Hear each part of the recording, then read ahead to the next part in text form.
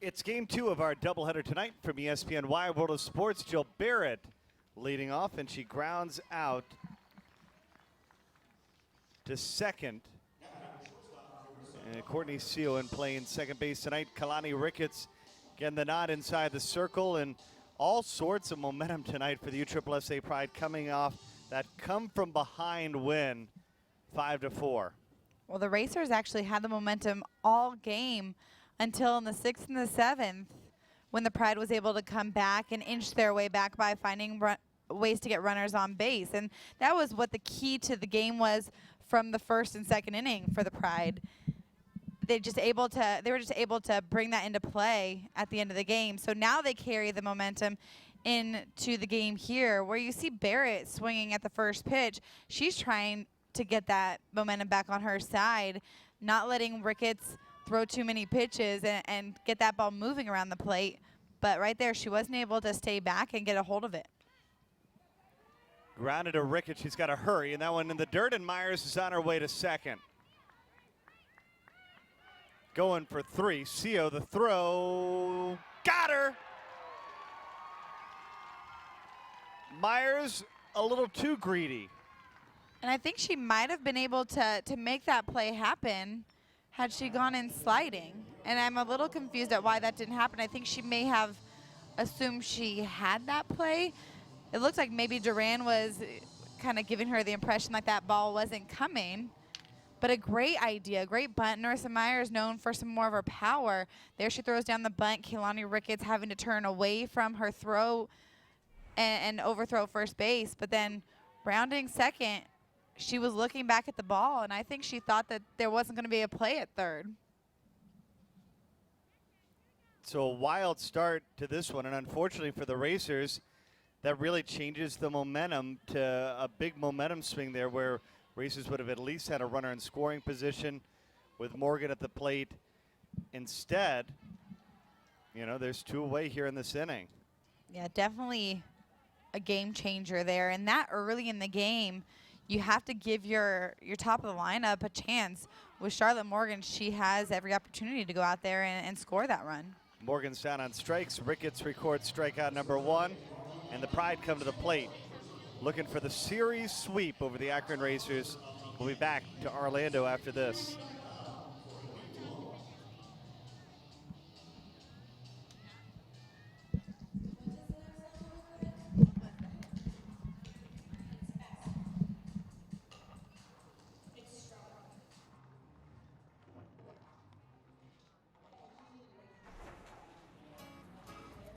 In the nation, we reward safe driving.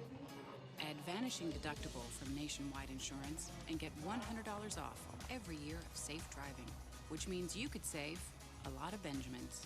We put members first because we don't have shareholders. Join the nation. Nationwide is on your side. USSSA members, you could save money on your auto insurance. Call a local Nationwide agent or 1-866-633-5747.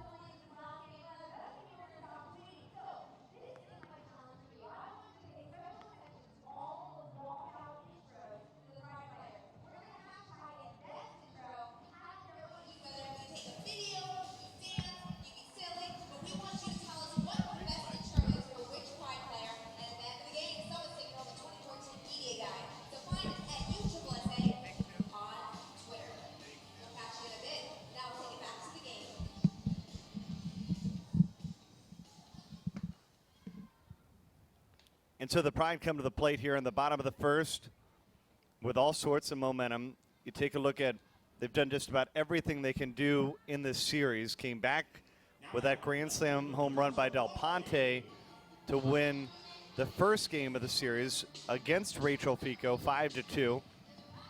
They combined for 12 runs last night in a 12-2 win, and a wild comeback victory on a walk-off winner by Madison Shipman in the third game of the series. And now here is Natasha Wiley leading things off against Rachel Fico. What type of adjustments do you make as both a player and a pitcher when you see the opposition for the second time in the series? Well, as a pitcher, you pretty much have a set of pitches that you have grown with, you've used, and you're comfortable with.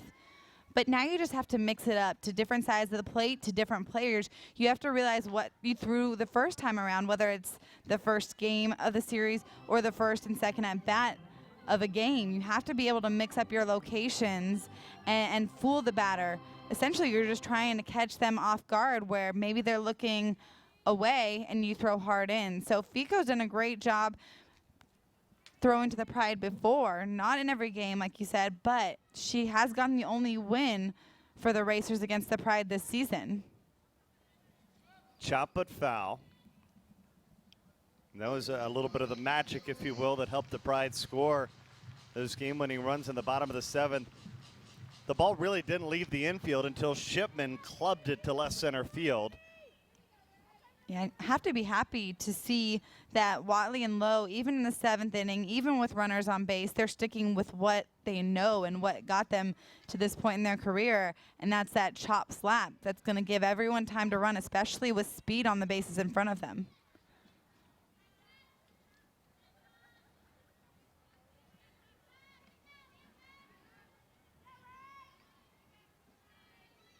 One ball, two strikes. Rachel Fico in the circle tonight. She has the win against the Pride this season. Norris was 2 outs away from picking the win tonight, and she gets a strikeout of Natasha Watley, and that's certainly a confidence builder there, especially knowing that she gets that inside corner of the plate. Yeah, caught Watley looking, and I think that's rare. Usually Watley is really good at spoiling off pitches. Even if they're not what she's looking for, she's able to get a bat on the ball. But clearly that spin of Fico is going to throw off some of these hitters. Starters tonight for the Pride. It's Watley, Lowe, Shipman third, Duran in the cleanup hole, Kamikona, Del Ponte, DeSalvatore, Willis, and Seo. The 9 batting for Jerry Glasgow and the USSSA Pride tonight. And so far, this game tonight is really a rematch of that Racers win on July 15th. It was Rachel Fico against Kaylani Ricketts. Fico went 4 2/3 of an inning. Kaylani Ricketts went 2 1/3 of an inning. So Rachel Fico obviously lasted longer. In that game, she held Natasha Watley to 1 for 4 and Caitlin Lowe for a 1 for 3 day. That's going to be the key, is keeping these two hitters from making that big impact at the top of the lineup. Well, that's the problem, is you take a look at the top of the lineup with so much speed, and then Shipman, Duran, Kamikona, so much production so far this season as far as runs batted in. And it's a dangerous line that you're playing with when you get Watley and Lowe on board. 9 times out of 10, it seems like the Pride are going to score a run. Yeah, you put them together. You have the hitters that set the table and then the ones that score them. And it's really worked out for the Pride, especially in that 7th inning of the first game of the doubleheader. Lowe's retired. So back-to-back strikeouts of the top hitters in this Pride organization. I'm not sure that I've ever seen them strike out back-to-back. That is showing you that Rachel Fico really has her spin, her movement today, and she's able to throw inside on these left-handed hitters, and even more impressive, she's getting them to swing at it. Well, here is the hero from game number 1, Madison Shipman, with a game-winning RBI. And you could tell from her interview with Kristen Bedard after the ball game, she's just super confident in her abilities right now. And it speaks volumes. You know, she played for a great program with Ralph and Karen Weekly at the University of Tennessee. But, you know, I guess it goes without saying when she says this is the best team she's ever been on. You know, the stars are obviously there, but it's still pretty impressive to hear Shipman mentioning that so quickly on in her career. The fly out to short ends the inning. Neither team able to get a hit to start the ball game. We head to the second, scoreless between the Racers and the Pride. USSSA is the world's premier sports organization with over 4 million participants. The top youth baseball stars compete at the Wilson DeMarini Elite World Series and the Louisville Slugger Championship, looking to qualify for the USSSA National Youth Championships. In fast pitch, the top teenagers are on the field with USA Select, and the best in the world are on the USSSA Florida Pride. Nationwide Conference USSSA provides the ultimate challenge in slow pitch softball. At every level, you play the best when you play USSSA. USSSA is the world's premier sports organization with over 4 million participants. The top youth baseball stars compete at the Wilson DeMarini Elite World Series and the Louisville Slugger Championship, looking to qualify for the USSSA National Youth Championships. In fast pitch, the top teenagers are on the field with USA Select, and the best in the world are on the USSSA Florida Pride. Nationwide Conference USSSA provides the ultimate challenge in slow pitch softball. At every level, you play the best when you play USSSA. Champion Stadium. Now, in the 2013 season, a doubleheader was expected at the end of just about every single series. This season, this is only the second true doubleheader that the USSSA Pride has played in. Assistant coach Jenny Gladding said anything can happen in these doubleheaders. Players can lose energy, errors can happen. You know, it's just an unknown. And head coach Jerry Glasgow, noticing the low energy from that last game and that 30-minute break, called upon one of his vocal leaders, Megan Willis, to rile the team up. He says after that big momentum shift, we have to keep it going. We have to keep pushing forward into the second game. But of course, energy, a really big part of these games, especially with the doubleheaders. The Pride historically have been the team in the NPF that has played two. But back when you played at Florida, it was more the norm than it was, or I should say is today in the SEC, where if you watch Southeastern Conference softball, they're playing now Friday, Saturday, Sunday. But for the longest time, it was doubleheader Saturday, game Sunday. Exactly. For my senior year, that was the only time, the only year that we played Friday, Saturday, Sunday. My first 3 years, we played 2 games Saturday and a game Sunday. And that was for travel reasons. But as a player, all I could think about was, no, I want to keep it the way it is. That way they have to have 2 good pitchers in order to throw 2 games in one day. But it really worked out to a hitter's advantage as well, being able to get that rest and that night of being able to think about your at-bats. Here in a doubleheader, you have to make adjustments quickly. Well, it helps to have, take a look at having 2 good pitchers. The Pride is loaded with a series of aces, if you will. And Ricketts certainly no slouch tonight. You can see by that pitch to Jessica Garcia that she was just frozen on a pitch that changes speed. She just couldn't get her hands going again, and that's what it's gonna take for Ricketts to be successful tonight. There's that same off-speed pitch that she's going with, and she's gonna get it up there for a strike or for the strikeout. She can throw it at any time in your at-bat. 0-2 to Kelly Montalvo. So far, it looks like both pitchers are really on their game. Ricketts with 2 strikeouts had only 1 strikeout the first time, or the time she faced the Pride in her loss to the Racers. Montalvo waits on it. Shipman backpedaling, gives way to Watley, who's really starting to look comfortable in left field. Still intriguing to call Natasha Watley, the left fielder, but man, has she gotten to be comfortable. And you can look how her speed really makes the impact. Montalvo getting a good pitch, just getting under it, but Watley looked like she slowed down for a second, then picked it right back up. She doesn't lose a step even when she kind of does. Any other person, once they take a step where they slow down, might not reach that ball.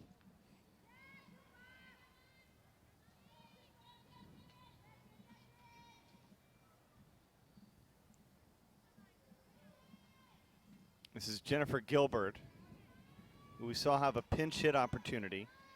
We talk about the energy. We have to keep our energy up during the doubleheader as well. I know it takes a lot. It's a long day at the ballpark. No matter who you are, you really have to stay excited for 2 games. And talk about leadership.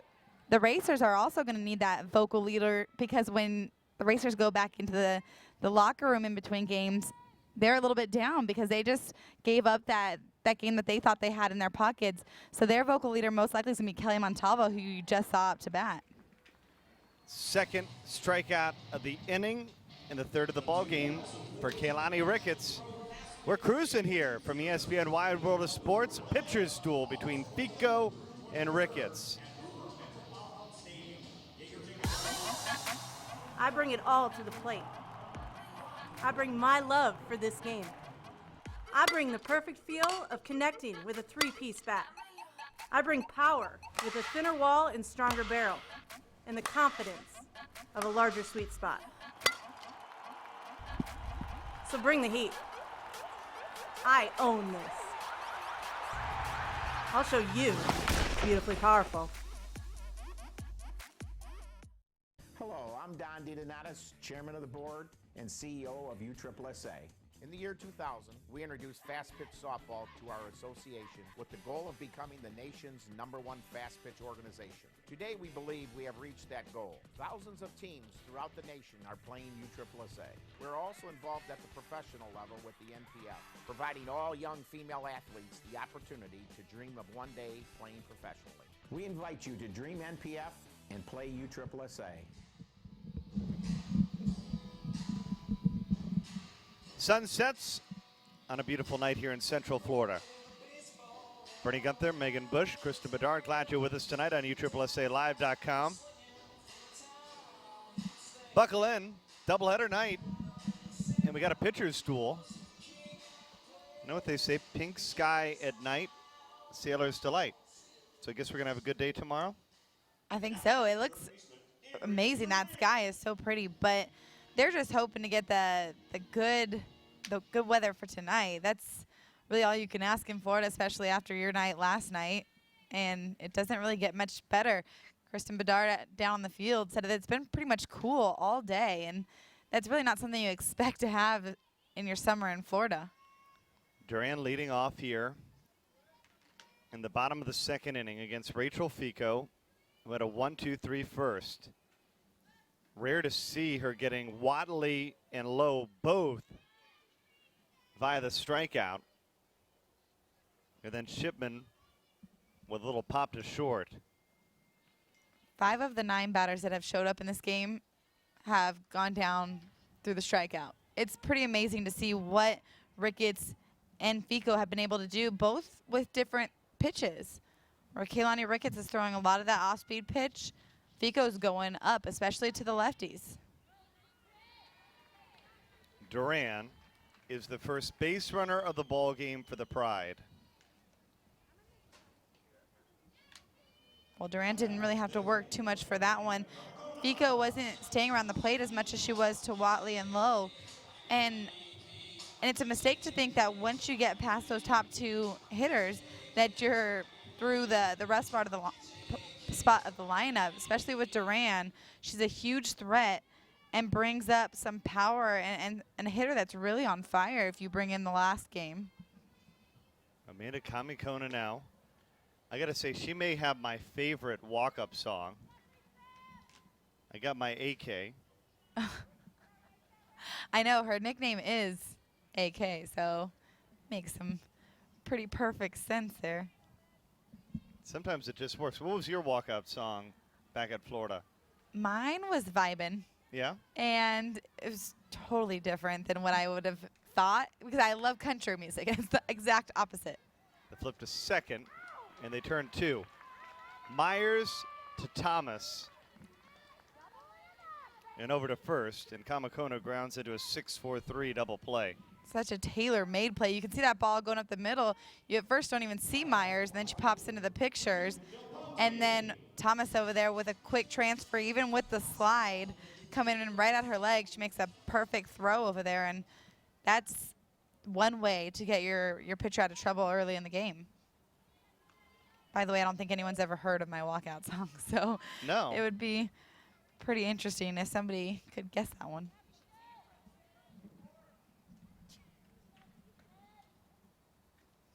it's all about keeping the fans on their toes. Del Ponte, how about her versatility? Grand slam home run against Fico to win the ball game in the first game of the series, and then just lays one down for the first hit of the ball game. Talk about keeping somebody on their toes. She definitely caught that infield guessing, and Kelly Montalvo, who really is never caught sleeping, really couldn't get to that ball because, you know, she was expecting some power shown from Del Ponte. Del Ponte originally played for the Racers, so they know a little bit about her game and weren't able to field her. Runner going, the throw. Ooh, it goes out of the glove of Thomas. If not, Del Ponte might have been out.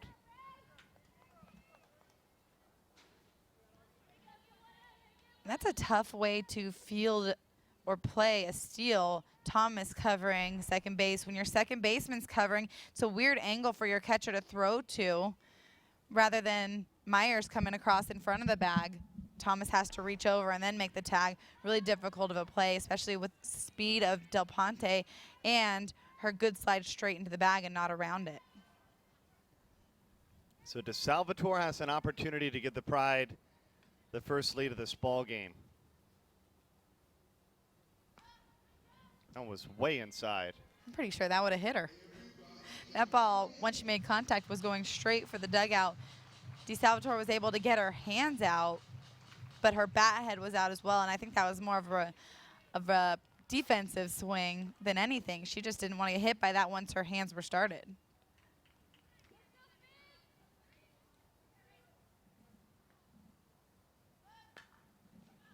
Grounded to Thomas, over to first. Inning over. Pride to get 2 base runners in the inning. The walk to Duran and the single by Del Ponte, but the 6-4-3 double play helps keep the Racers out of trouble. Scoreless as we head to the third.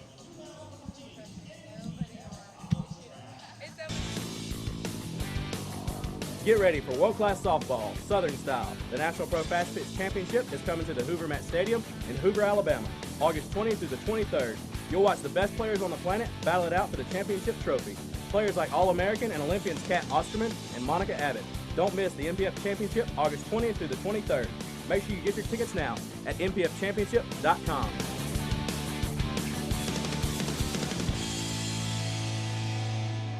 This is our turf. Day in, day out, we show up.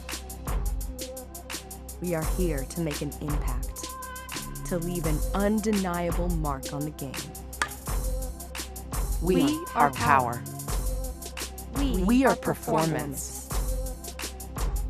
We are determined. Together, we are the CF7.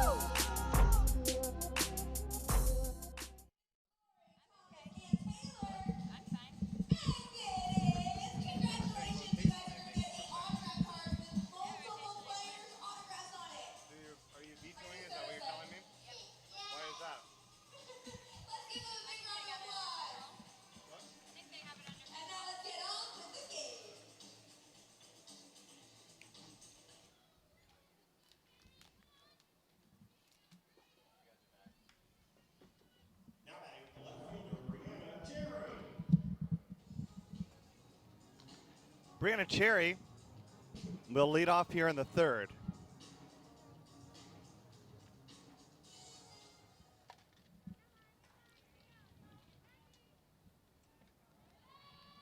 In the first game of the doubleheader, we didn't get to see Cherry get an opportunity to hit. So it'll be interesting to see, after sitting a full game and after watching your team play, can she get back up and get her bat moving and take that bat off her shoulder? But clearly right there, she's being aggressive when Ricketts comes into the zone. That ball just got in on Cherry's hands. Ricketts, being left-handed, she comes across her body, making it difficult for a right-handed hitter to get her hands extended.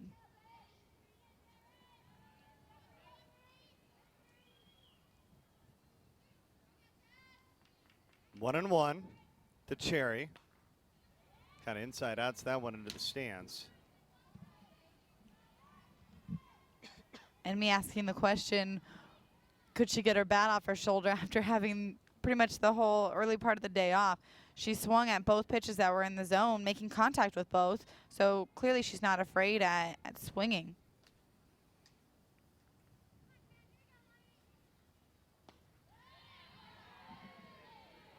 Two and two.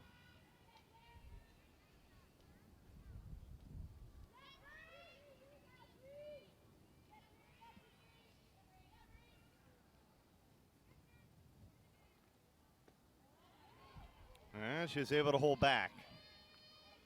So far, a really good at bat by Cherry. She's had to see a lot of pitches, both sides of the plate, both speeds that Ricketts has to offer, and she's been able to keep her hands back. Into left, that's the first hit of the ball game for the Racers. And keeping your hands back is key, especially when that pitch is slower coming to the plate. That's the only way Cherry is able to hit that ball. She takes that hip going forward, but she keeps her hands going backwards, and she's just able to muscle that ball out. Once that ball's slow, it's not providing any momentum off the bat, so that hit is all due to Cherry's strength. Ashley Thomas lays down a bunt, but bunts foul, and we've seen what she can do when she swings away earlier tonight. Whenever I see a hitter that can do that, I just want them to swing away every time. But when you have the option to bunt, to slap, to hit for power, you don't have to be locked into one thing. You can keep the infield guessing. Right now, the middle infielders are in the baseline. They might be backing up after they see anything but a bunt. And then the corners have to be on their toes as well. So it's nice to have that option. Well, DeSalvatore and Duran can back up a little bit, but you saw how close they needed to be after a bunt was shown. And the tricky thing at the end of the day is now that the corners come in, you certainly have the opportunity, to swing away, and you got so much more room to try to push the ball into right field. Exactly, especially with the middle infielders staying a little bit further back. At least CO's a little bit further back. Shipman's tending to creep into the baseline.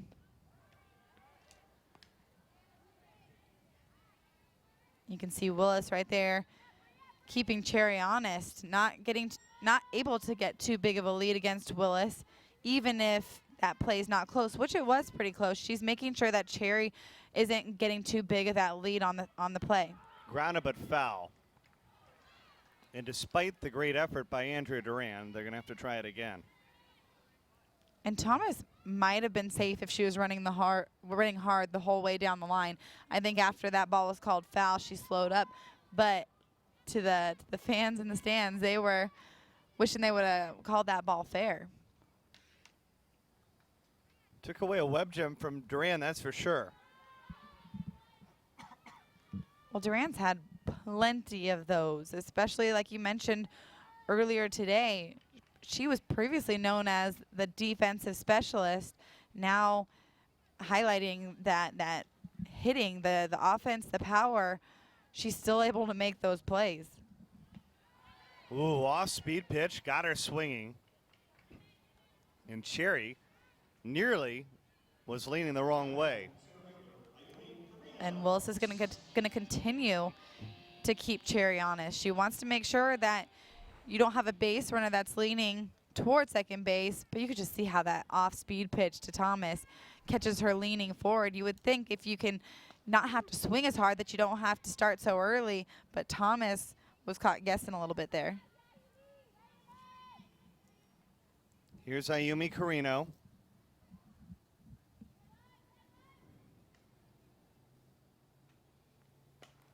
Down the line, fair ball. It takes a lot to get it under the glove of Andrew Duran, and that's what Carino did there. Second hit of the inning. There's 2 on with 1 out. Well, with Duran playing so close to the line, like you said, it takes a lot to get it past her. Right there, that ball is on the outside part of the plate. She just goes with it. Her body's actually going toward first base, but her bat head is angled down the third baseline, and that's exactly how she's able to punch that hole. So Carino with good speed at first. Cherry is in scoring position as we go back to the top of the lineup, and Jill Barrett, who grounded out in her first plate appearance. It's the first time tonight that Ricketts has been in trouble.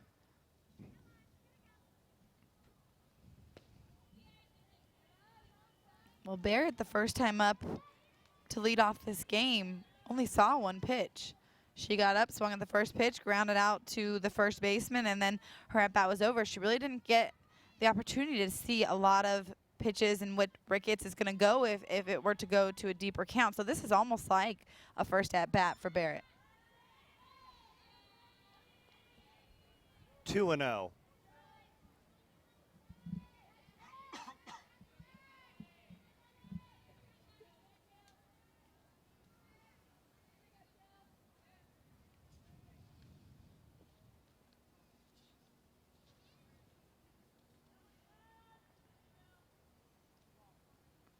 Barrett, in the first game of today, she was 1 for 4 with a bunt single. That shows you how important her short game is to at least finding her way on base. And now with only 1 out in the inning and some speed in front of her on the base pass, she has a lot of options.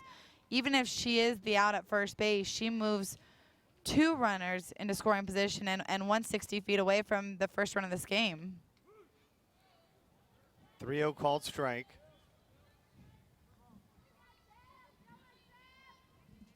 This is the pitch count that you have to love as a hitter. A pitch count that you know Ricketts is going to want to come on the plate, doesn't want to fall to a bases loaded situation. They appeal. I said she didn't go. That's where you'd like to see 3 umpires out around the field. Let's try to take another look.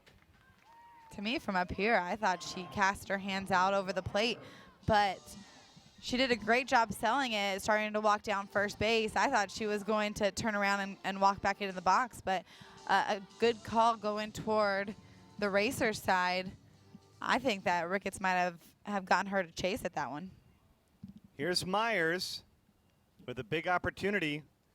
Racers have the bases loaded here in the 3rd. That's one where maybe she should have taken one for the team. And that's a hard idea to get in your head, especially when you're a hitter. You want to go up there and drive one in the gap, drive a home run to see that pitch and then see it enter at bat. But yeah, like you said, that's one where you could get a good opportunity.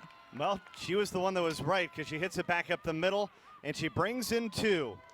A 2 RBI single, and it's the Racers on top, 2-0. Pretty impressive at bat by Myers. Only 2 pitches, but she lets one go that's down in the zone and then goes right back at one that stays a little bit lower in the zone. That ball starts high, drops a little bit lower, and just makes good contact with Myers' bat. Perfectly located contact point. And then you see the aggressiveness of the base runners going from first to 3rd is Barrett. So that is really putting a lot of pressure on the Pride to keep runners from advancing. Jenny Gladding out to talk to Ricketts and the Pride infield, because the Racers are certainly not done yet here in the 3rd.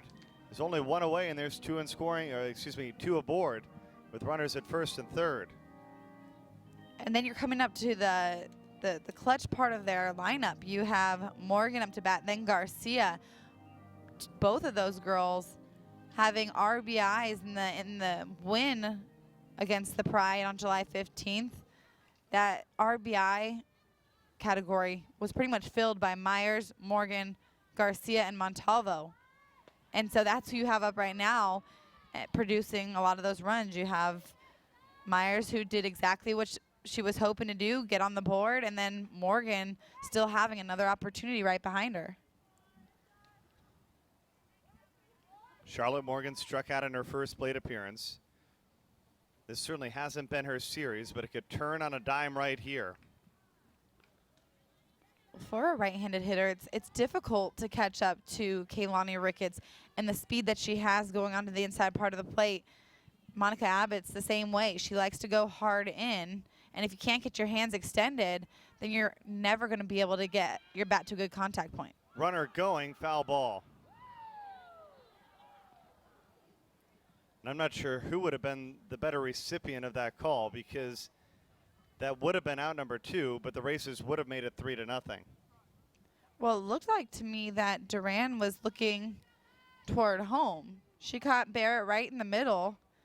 Barrett kind of slowed down in the middle of the line, and Duran saw that. So I think that possibly Duran might have been able to throw home. It would have been a really awkward angle, though, to have to throw over Barrett and make a good, clean throw. So you never know until they make the throw how it's going to work out. Runner going again, foul territory. DeSalvatore tracks it down, and she quickly tosses it home. 2 outs in the inning. So impressive by DeSalvatore. Not only the range that she showed, we talked about it earlier, and having no backstop means that everybody has to run a little bit further. DeSalvatore having to go almost to that dugout to make the play. But not only that, to know that Jill Barrett's tagging up on third base, and she throws right back around, turns right back around to throw home without having to guess or listen to anybody. That's her instinct. And that's what you need out of an infielder that has runners in scoring position. Garcia at the plate. They're on the corners. And probably that's the biggest thing that this baseball diamond changes, because normally in a softball field, even that ball right there might have been out of play potentially. Yeah, it does. It puts a lot of balls back into play that normally wouldn't be. It makes pass balls less of a factor because there really is no play at the plate. Base hit by Garcia. It's 3-0. Myers will hold at third. Like you said, the Akron Racers are not done scoring. Right there, Garcia comes up clutch.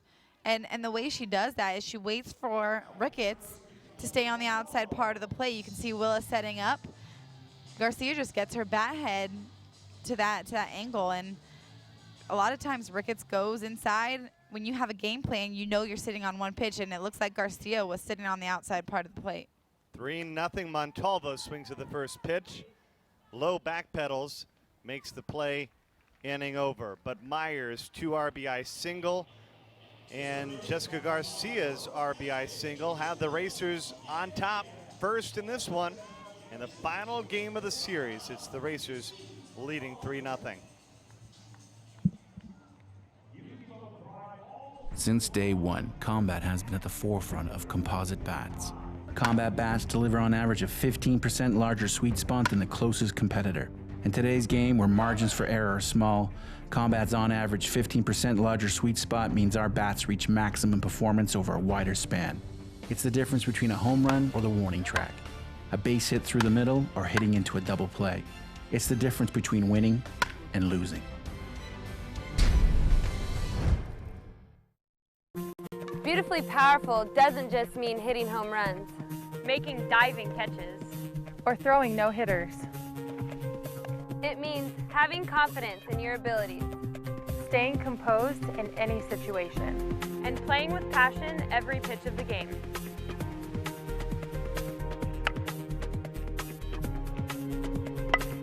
We swing the Louisville Slugger LXT. We are beautifully powerful. Nice crowd on hand. ESPN's Wide World of Sports. Bernie Gunther, Megan Bush, and our entire crew. We're glad you're with us tonight on USSSALive.com. Well, the Pride came back in the first game of the doubleheader, and they're going to need to do so again here tonight. They trail 3-0.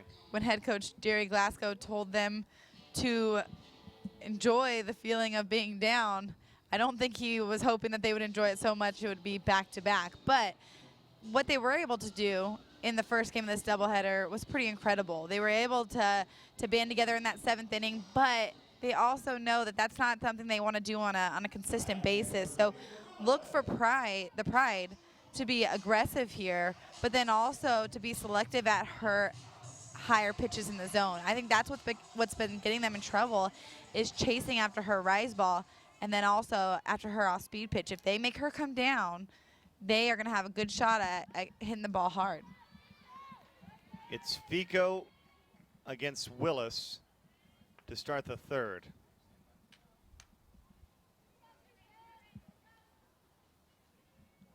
Willis has really become that veteran catcher that has really helped Kaylani Ricketts, especially late last year. That was probably one of the biggest turning points, was having Willis catch Ricketts. And it's continued even this year because, you know, unlike college where they go to the dugout to call pitches, it's the catchers that call pitches here in the NPF. And the familiarity, the mind game is so important, and that's where it really takes a smart veteran catcher to help.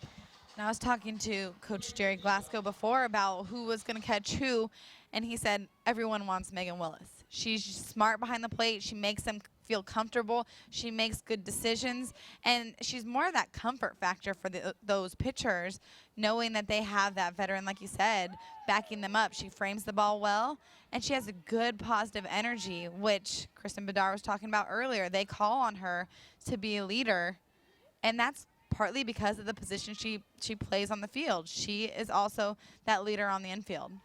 Into center, Carino, I should say, on the run. It's off the wall. Willis has a leadoff double.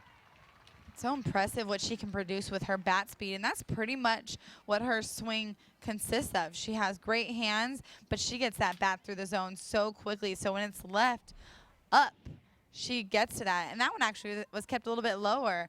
It was a good spot down the zone, but it didn't hit a corner, and that was where Fico made the mistake.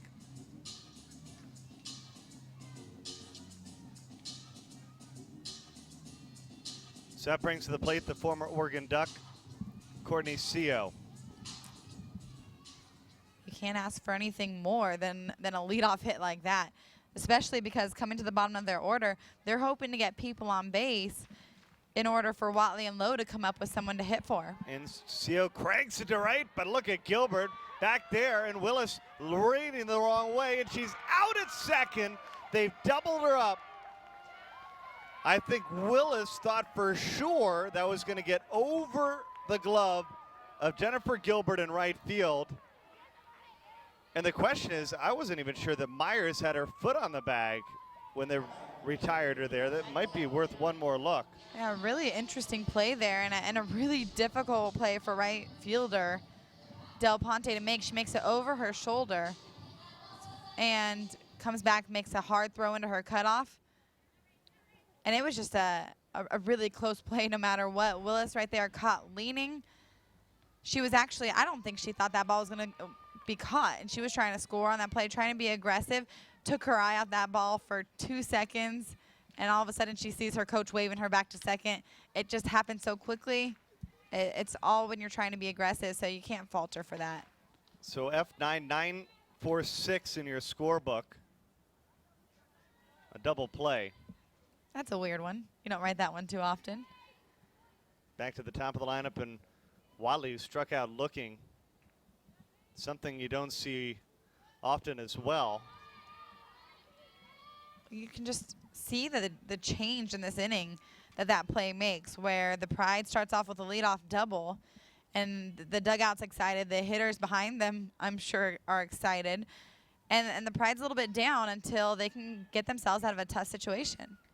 Thomas hesitated, but Watley too quick. She'll get a base hit.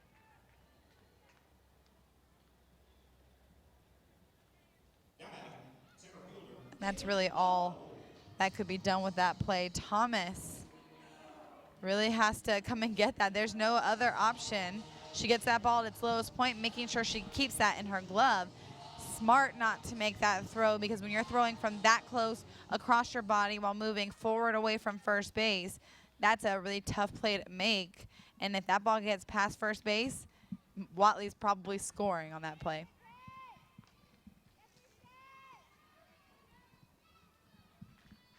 Low at the plate, Pride with a base runner here in the third, trailing by 3. They would have had runners on the corners. It's not going to matter. Thomas is going to throw it over to Barrett, inning over. Pride get 2 hits in the third inning. They strand 1. It's 3-0 Racers as we go to the 4th.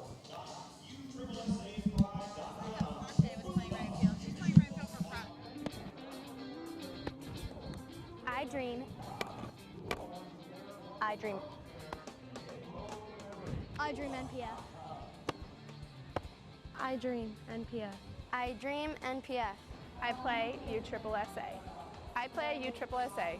I play USSSA. I play USSSA. Come join all of us. Dream NPF, play USSSA.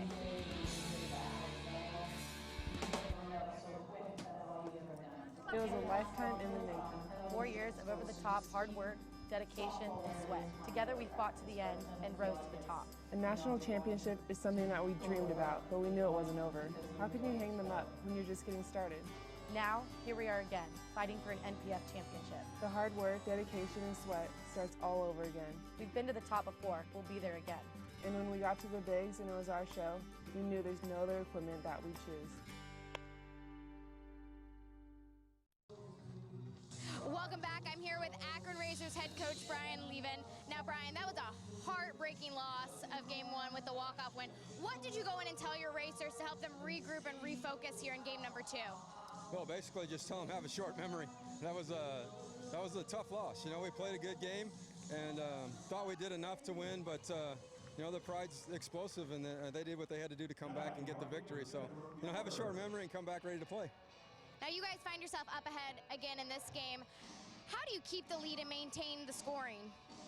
Well, I mean, hopefully get good pitches to hit. I mean, we're offensively doing a pretty good job against Ricketts right now, so hopefully we can continue that. All right, Coach, thank you so much. Thank you. Back to you guys. And that's not said often. We're doing pretty well against Ricketts. How often have you heard a coach make that statement? He might be it might be a first, and it's true. They are doing a great job. They're getting pitches that she's leaving over the plate. As rare as that is, they are taking full advantage of it. So that's what they hope to continue, because they, of all teams, know that 3 runs against the Pride is not enough. They have to continue to get base runners on and then drive in the mistakes. Jennifer Gilbert, who made that brilliant catch in right field, will lead off here in the 4th. 4 hits so far tonight for the Akron Racers that have provided the 3 runs that all came an inning ago in the 3rd.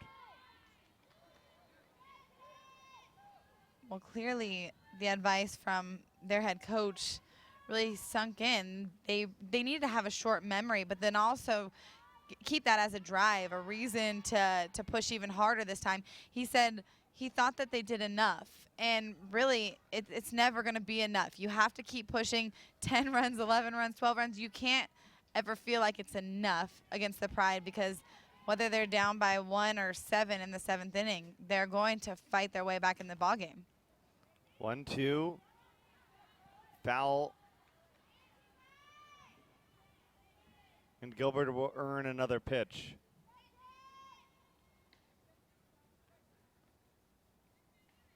And dare I say, we're cruising along here at ESPN Wide World of Sports here in the 4th. That's a tough one to say too, especially with how the pitching's going. It's kind of gone back and forth for Kehlani when she's had quick innings and longer innings. But right now, the Racers are rolling through it as well. So when both pitchers are having good innings, you're going to see this game fly by, and then all of a sudden hitters are going to get it in their mind that, wait, it's already the 6th inning, and we have to score these 3 runs. So right now the Pride's banking on realizing that a little bit earlier than game 1. That's a little awkward piece of contact. CO just fields that like it's nothing, but you could just see the spin that comes off the bat. It was not an easy pitch to handle. Ricketts to first.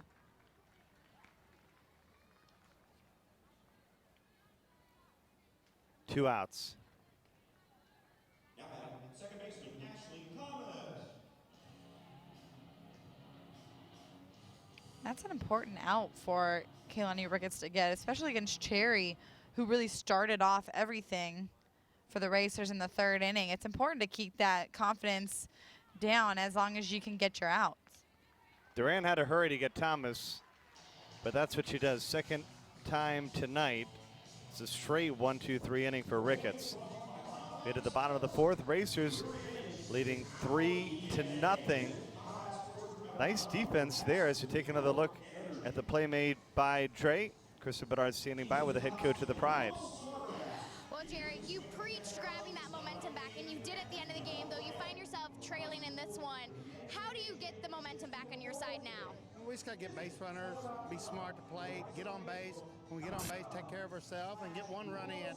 Don't try to get them all three back at once. Just get one run and gradually get back in the game. We'll be fine. Well, so far, Fico is pitching quite well to you, but if you remember in game one, your hitters were able to figure her out by the 5th inning. Do you feel like those hits will come based on the prior performance against Fico? Yeah, what happened here the first game, we saw drop ball pitcher in Norris, and so we're a little bit below the ball right now, and we'll get back up on top of it here as we go through the lineup the second time, I think. All right, Coach, thank you. Back to you guys. Take a break here. 3-0.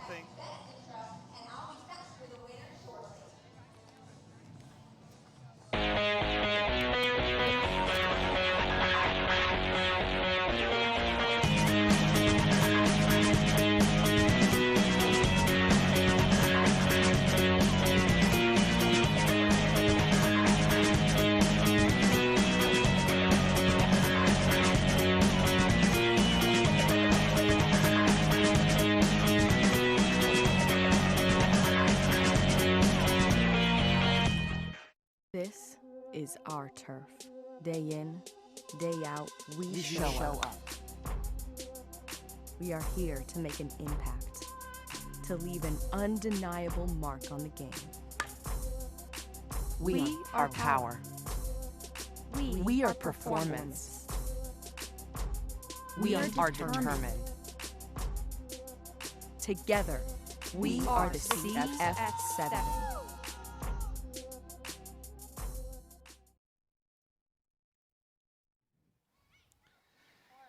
A little breeze tonight.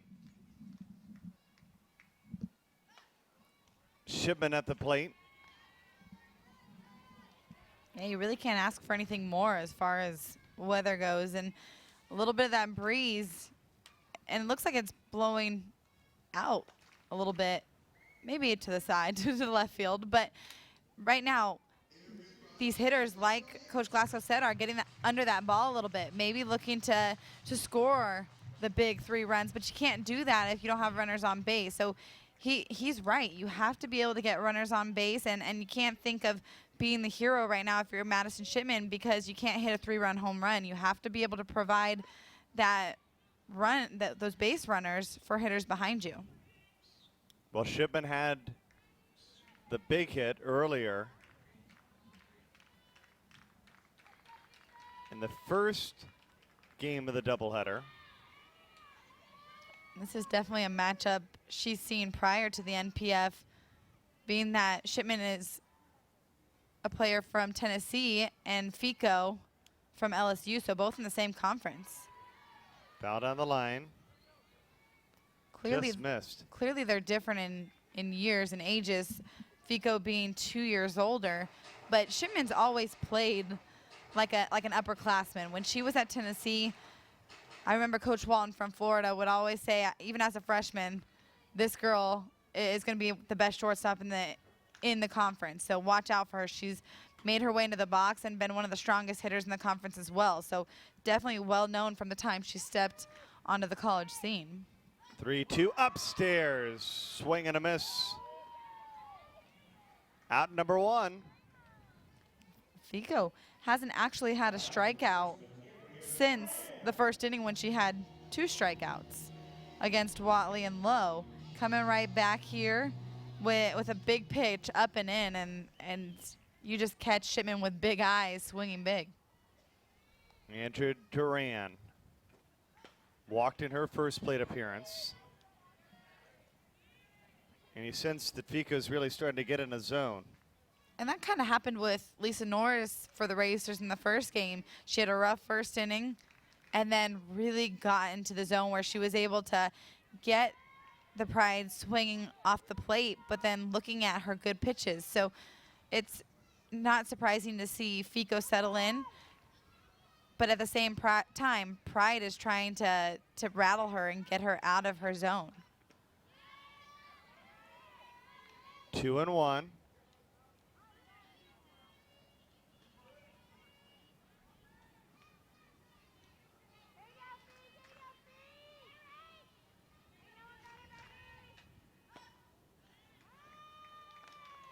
Fico's fallen behind. 3 balls and a strike to the cleanup hitter for the Pride. And for the second batter in a row, she actually fell behind with 3 balls to Shipman and was able to work her way back after throwing an off speed. And there it is. So far, if you look at the similarities between Shipman and Duran's at-bats, they've both gotten ahead 3-1, and then in that count where nobody else will throw a changeup, Fico will. Grounded, Myers over to Barrett. 2 outs, but 2 long at-bats here in the 4th for both Shipman and Duran. That pitch for Duran was on the inside part of the plate, a great located pitch by Fico. She gets her hands to the contact point, but because she was a little bit jammed, that ball was a slow roller to Myers. Actually almost worked to the benefit of Duran, giving her time to get down that baseline, but Myers with a strong throw beat out Duran. Kamakona hit it to a 6-4-3 double play in her last plate appearance.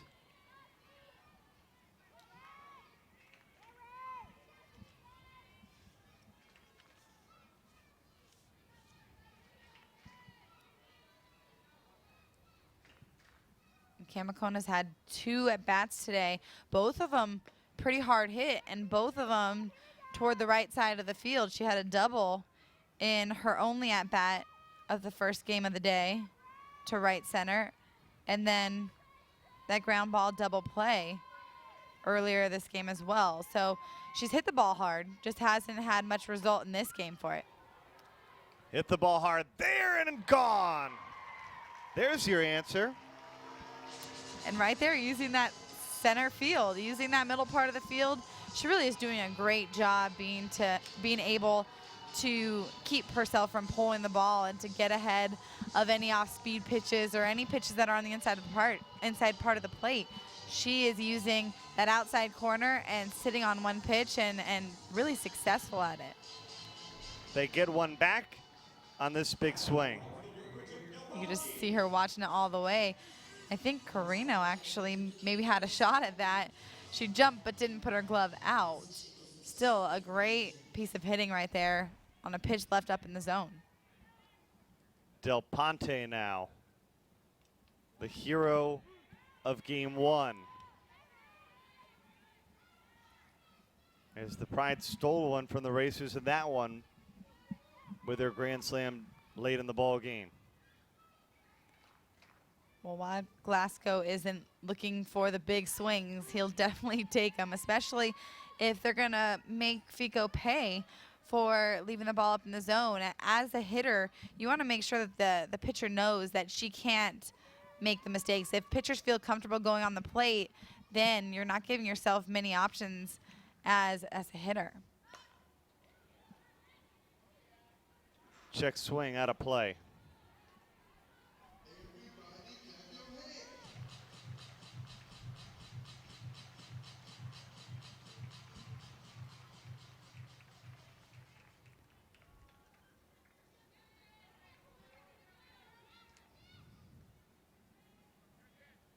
Fico's ready with the 0-2.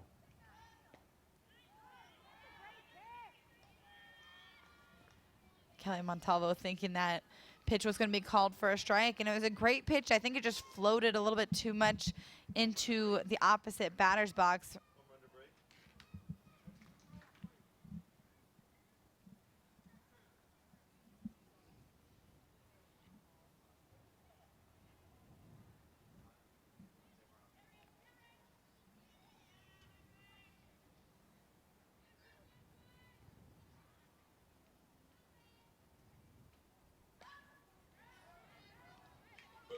Oh, it's a nice battle right there by Del Ponte. That ball far off the plate, but you really don't want to take any chances being behind in the count. She makes sure that that it's a piece of the plate that she can make contact with. Even though it's low, she drops the bat head and spoils that pitch so she can see another one. Chop to Myers. Got her. Probably one of the closer plays that we've seen tonight. Great hustle by Del Ponte. She thought she was safe. Really couldn't have been closer, but great play by Myers up the middle as well. Well, the Pride get one back on the big swing of Amanda Kamakona as we head to the 5th. Racers on top, 3-1.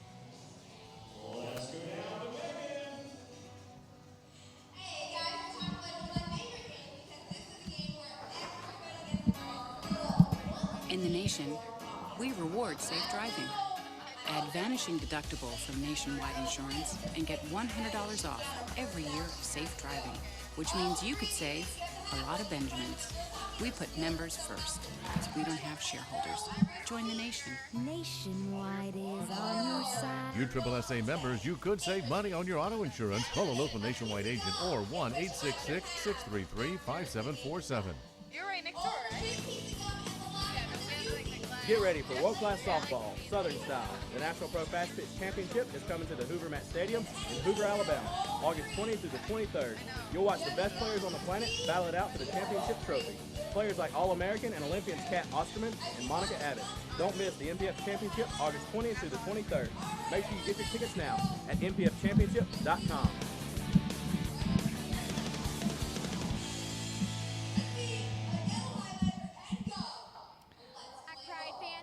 Chance to talk with Amanda Kamakona before the start of this game about her role as a hitter.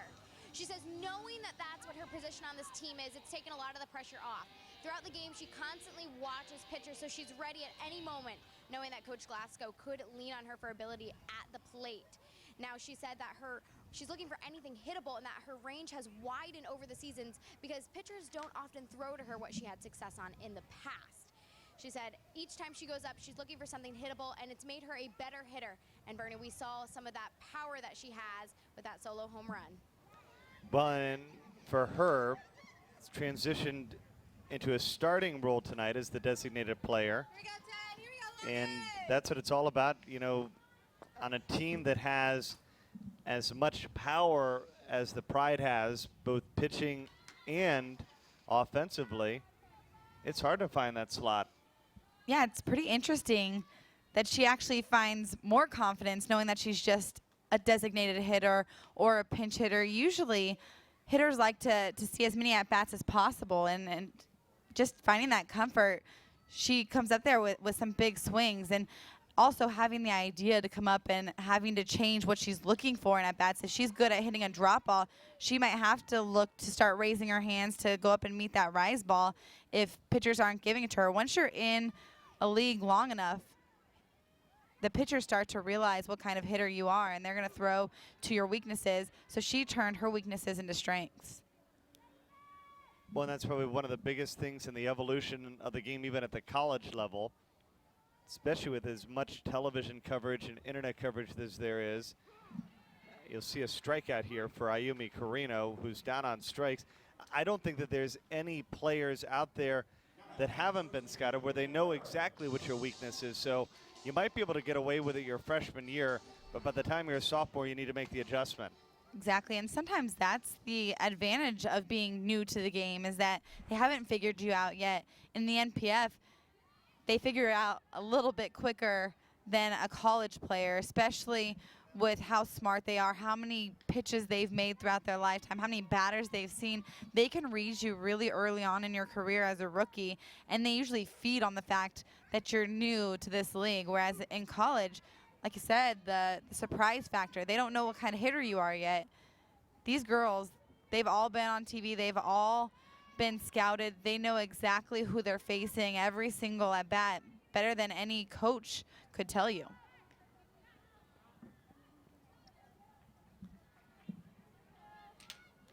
By the way, probably one of the biggest off-season pickups this year for the Pride wasn't in this playing staff. Jamie Loprice coming in and doing some big things, marketing and writing stories, and she's a terrific addition to the Pride staff as well. Yeah, especially with how much she knows the game. She was a leader on her team as well. She kind of floated around. She played with the Carolina Diamonds, and now working for the Pride, you get to see both sides of the game and both sides of the league. So it's pretty interesting to get her insight, especially since I believe she's got her PhD as well.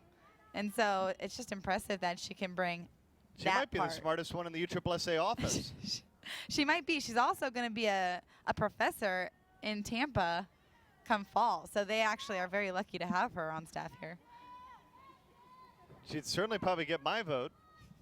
Yeah, I'd take her class. Probably outside of the CEO, Don DiDonatis. Grounder, 2 away. Well, clearly, Ricketts has really settled down. This has been a great back-to-back inning for her, especially being rattled in the third. In the fourth, she went 1, 2, 3, and right now she's rolling again. So she really hasn't given in, especially being a pitcher on the Pride. It seems like if you make one mistake, you could be pulled for somebody that's just another great pitcher as good as you. I like to say, look what I found in my glove. But Duran just has that talent to make the brilliant web gems at third, and she's done it again. Take one more look. Duran playing the hot corner. Marissa Myers not having a lot of time to even get out of that box. She took 2 steps and that ball was already in Duran's glove for the out. Pretty impressive with her reactions over there. Myers has gotten a couple bad breaks tonight. 3-1 our score as we head to the bottom of the 5th.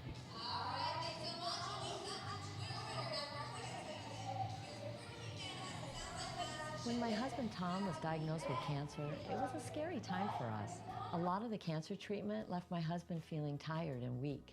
But the physical therapy that Tom received at Florida Hospital really helped us through that tough time. I was relieved to find that the exercise with a therapist actually gave him more energy. He seemed more like himself.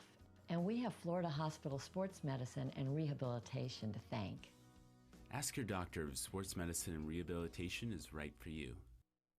Hello, baseball fans. My name is Dylan Bundy, Major League pitcher for the Baltimore Orioles. Growing up, I played USSSA baseball, and that was the start of my youth career. Now I am a proud member of the All-American team. Playing in the All-American Showcase will allow you to be the next All-American. Are you the next All-American? Come showcase your skills in front of our professional scouting staff who will create for you a personalized player profile. Go to USSSAAllamerican.com today to find out how our evaluation process can help prepare you to play at the next level. Beautiful night here in Orlando. Pride of the Racers, the 4th and final game.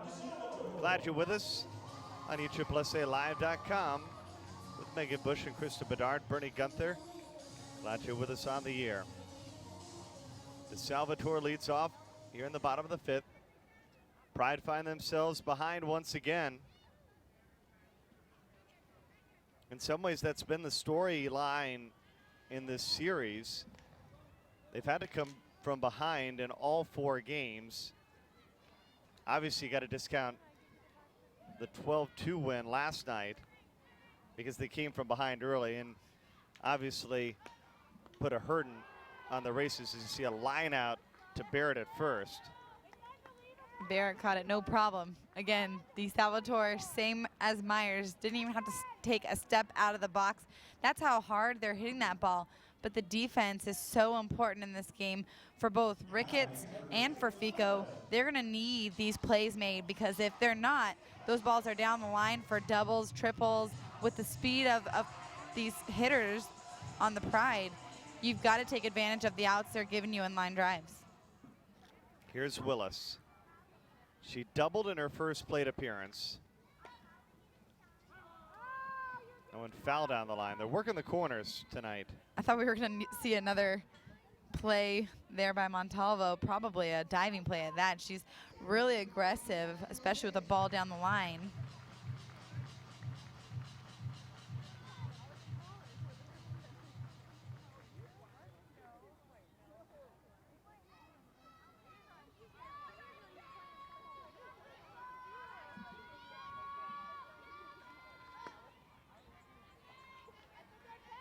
And a good pitch to hold up. Fico going with the rise ball up in the zone, seeing if she can catch Willis being aggressive at all of her pitches, not just on that outside part of the plate. 1-2.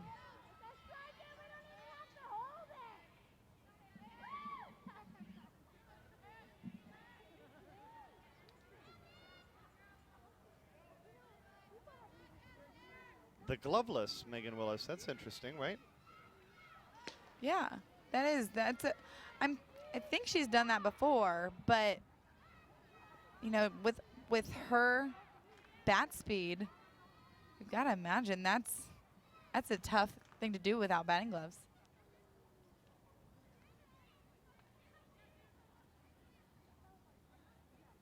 The 2-2. Ooh,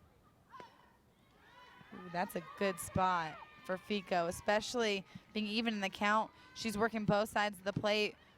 Been throwing outside most of the time to Willis, and then coming right back in there. Catches her hopping back. Might have caught part of the plate, but a good call going toward Willis. Waits for it. Myers backpedals it short. 2 outs here in the bottom of the 5th. Well, Myers calling off her outfielders right away makes it really easy as far as communication goes. That's the most important thing on that play. She already knows that she has the range. She just has to let her outfielders know that she's got the ball, and she does that really early, takes charge, exactly what a shortstop needs to be. You can see Willis there getting under the ball just like Coach Glasgow said they were doing. They need to find a way to get on top of Fico's ball, especially if it's an off speed. They need to catch it before it drops. Courtney Seo now.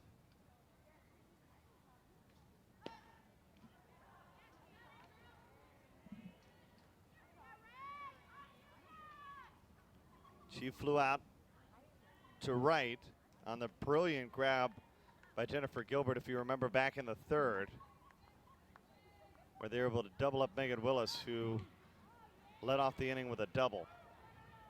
And that was absolutely where this game changed. Right after the Racers scored their 3 runs, Willis comes right back with a leadoff double, and then the momentum heading toward the Pride side is stripped right from them. And not because it was a bad play, it was just a bad deal for the Pride. Popped up. Myers calls for it. Play made, inning over. 1-2-3 inning for Rachel Fico. It's the first time she's accomplished that feat since the 1st. And the Racers carry a 3-1 advantage into the 6th here at ESPN Wide World of Sports. How was your play date? It was quite the day. Tell me about it. First, I raced around a track, and then I finished my day off with a little run. That's nothing. Today, I climbed a mountain and got my hearing tested. Then I worked on my linguistics. I love pediatric rehabilitation. Me too. Parents, ask your doctor if your child will benefit from pediatric rehabilitation. I know I did. Live your life to the fittest, because this year, Florida Hospital Sports Medicine and Rehab will help you feel young and healthy again. Ask your doctor or call now to discover if physical therapy is right for you. Results may include, but are not limited to, increased mobility, flexibility, and a greater quality of life. Ask your doctor for a referral to Florida Hospital Sports Medicine and Rehabilitation, and really go for it this year.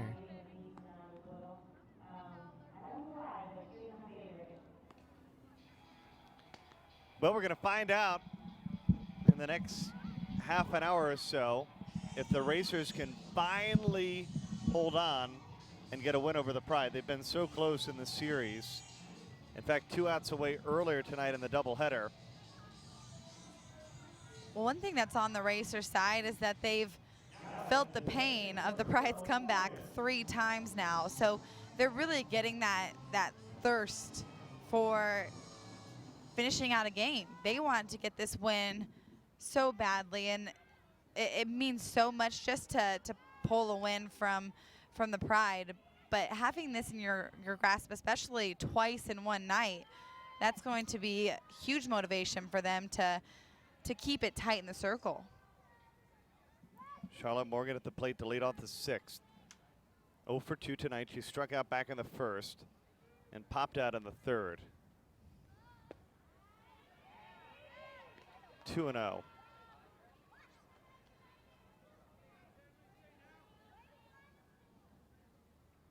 The only real inning that Ricketts has had any major trouble was the third. We talk about Charlotte Morgan moving from the Pride to the Racers. Well, when you're on the Pride, you have some of the top pitchers in the country. Not that the Racers don't have a great pitching staff, but now she's facing what she's always played for, and now she's realizing how difficult and how tricky it can be to come out and face a #1 pitcher in the country night after night. She's done a great job being able to battle. She just wants to get the opportunity to hit the ball. She's walked quite a few times today, but hasn't been able to make that hard contact. She's going to walk again. A leadoff walk issued to Morgan to start the 6th.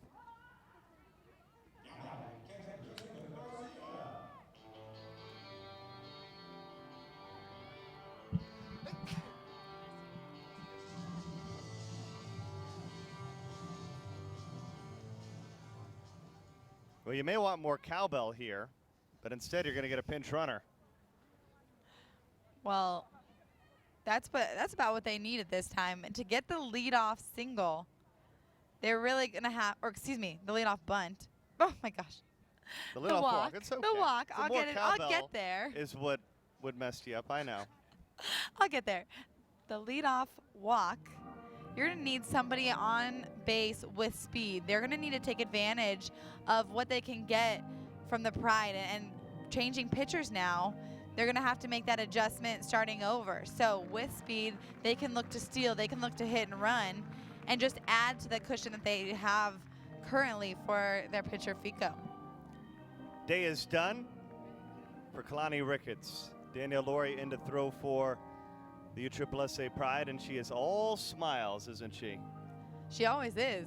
You know, she doesn't lose her composure for anything. She keeps a really straight face normally. Right now, like you said, she's all smiles, and she's excited to get the opportunity, and that's what people like to see. They like to see Danielle Laurie out in the circle, and she's a big difference in comparison to Ricketts, whereas she's a right-handed pitcher compared to left-handed. And she's also going to throw down in the zone. She's going to throw a hard drop. She's also going to mix her speeds well. So it's really difficult to go from one extreme to the other. Some future NPF players enjoying the ball game here at ESPN Wide World of Sports. They look like they're enjoying that hill just as much as they are the game. The game within a game, right? Exactly. I think they can make a game out of anything. There's Eric Lopez in the house watching the ball game. Megan Clemente to his left. From Sports Talk Florida. Did a brilliant job filling in for me last weekend. Just some staff that are enjoying the game. And it's funny, he doesn't even have to be here right now. And that's just how much you have staff that love to watch the Pride, love to watch softball. And they get to come and see some good games too. This has not been a blowout day by any means. So we've seen some good softball, some close games, and it's made it interesting to watch. Jessica Garcia at the plate. An illegal pitch called on Danielle Laurie. So there is no, it will be marked as a ball in the book as opposed to a strike. And Morgan's pinch runner, Taylor Schlopey, will move to second. Well, that's really all you can ask out of a pitch if you're on the Akron Racers. You get that pitch back, and then you also move a runner into scoring position. That's a tough pitch for a pitcher to make, especially on your very first pitch of the inning after you come in, because now you have to make that adjustment mid-at-bat. You can't go out and throw in the bullpen and get it back together. She has that in her mind. She's going to have to make an adjustment from pitch to pitch. Let's see if we could take one more look to see. A little late to exactly see why it was called illegal, but there's a number of reasons. It was called right away, so I'm going to say it has to do something with leaping off the mound or 2 feet in the air, because that did not wait for the ball to leave her hand for it to call illegal.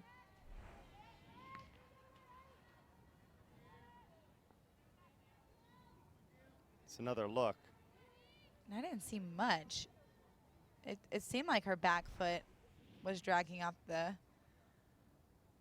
of the mound. So clearly the first base umpire saw something. He's now in a different position though.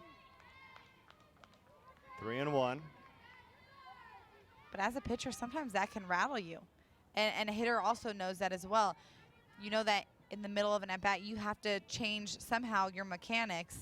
Clearly she knew what she did because she didn't have to have a discussion with the umpire. But right now, Lori's having difficulty hitting the strike zone. CO nearly made the double play.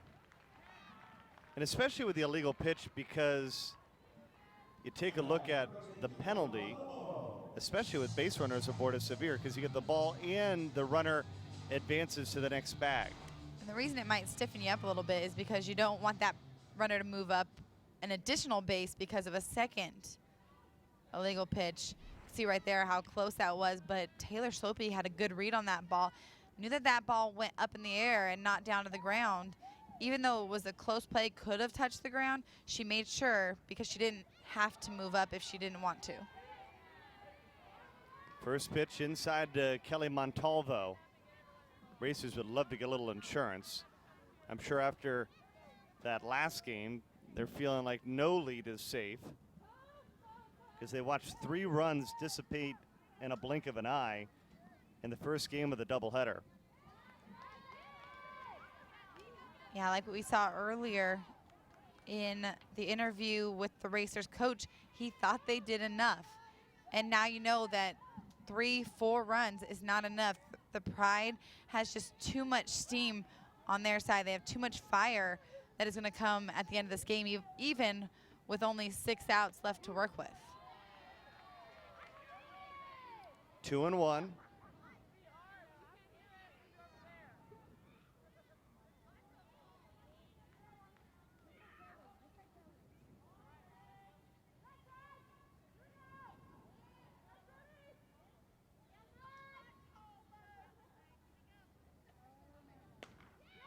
Club to right field. Del Ponte back. Slopey will tag and advance to third. That is great base running by Taylor Slopey. Right away, she goes back to tag. Even if that ball gets past Del Ponte, she's able to make it to third no matter what and possibly come home to score, regardless of tagging or not. If she doesn't tag and that ball is caught, then you might see a play thrown back to second base. Some great range shown by Del Ponte, but Slopey knows she can advance with how deep that ball took her. 2 away for Jennifer Gilbert.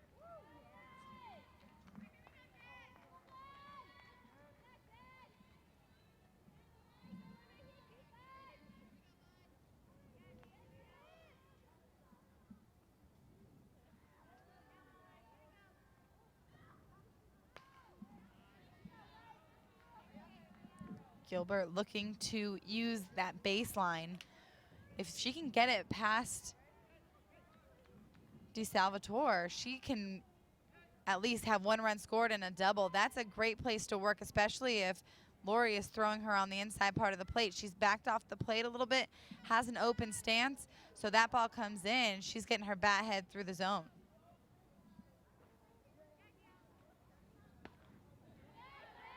Two and one.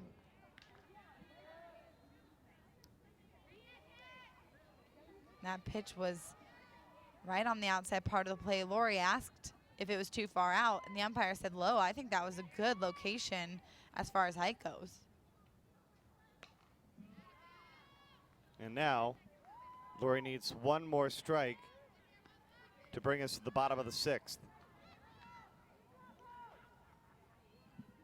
Well, Lori saw that outside pitch wasn't being called for a strike as much as that inside pitch is being swung at. So she's going to hammer Gilbert in until she can get her to chase away.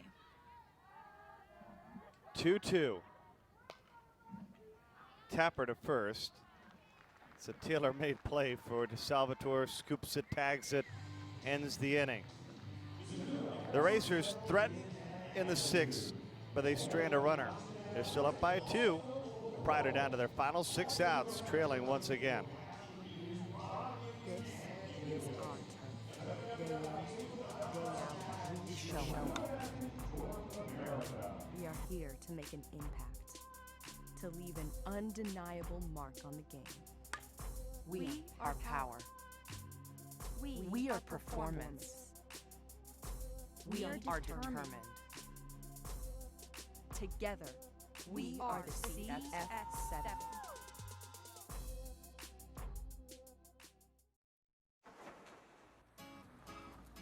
In the nation, we reward safe driving. Add Vanishing Deductible from Nationwide Insurance and get $100 off every year of safe driving, which means you could save a lot of Benjamins. We put members first because we don't have shareholders.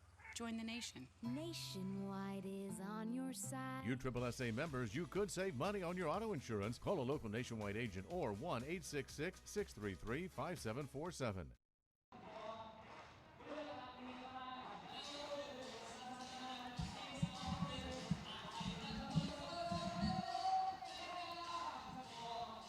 Well, it may have not been last night, but tonight we've been treated a great softball.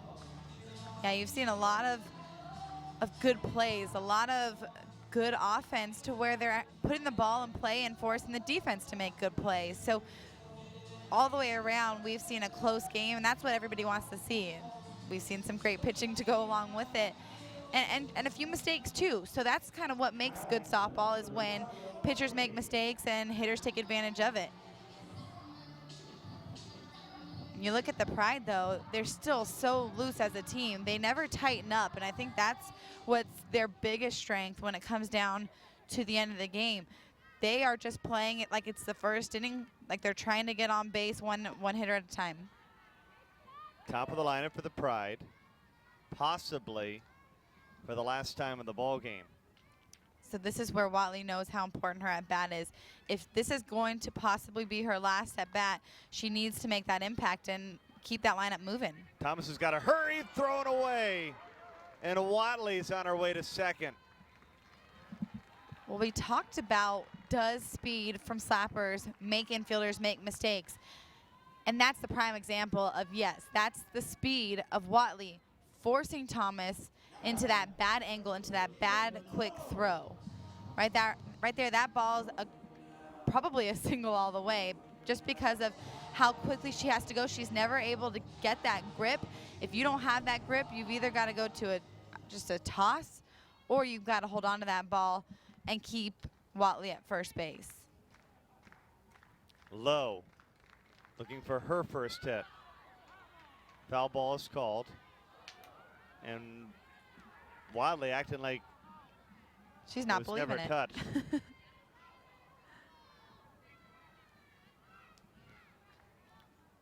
And luckily for the Racers, that was called a foul ball, because if that ball gets past Garcia, I think Watley might be scoring. Yeah. Time is called.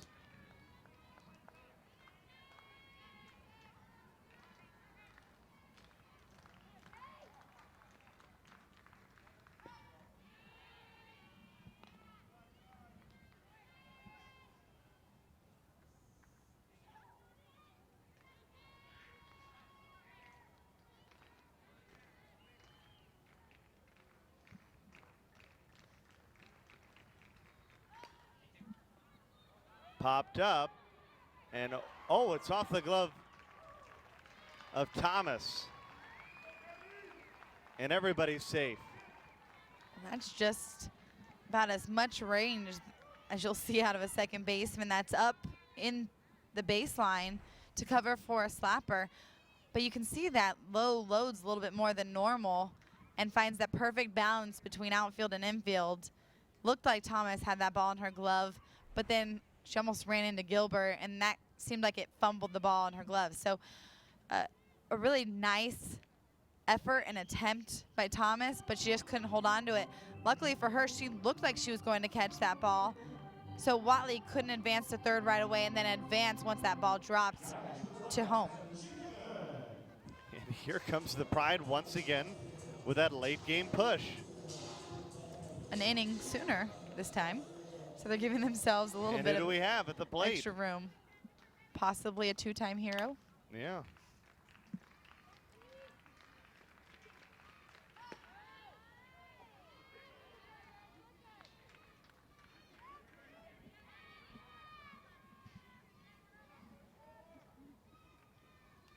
Shipman so far no luck against Fico in today's game, but like you said earlier today, she knows exactly what it's like to come through in the clutch.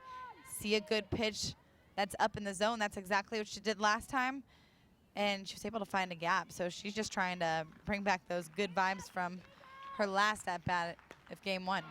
Into center, Ayumi Carino at the wall makes the play. Watley will tag and score. It's 3-2. Perfect base running. And when you're a base runner on three different bases, you have three different jobs. On that one, Watley's tagging up all the way because catcher dropped. She's making that a save at home. Right there, you can see so much power behind her.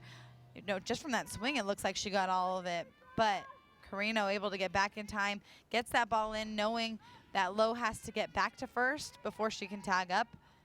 And she did a great job making that a quick transition.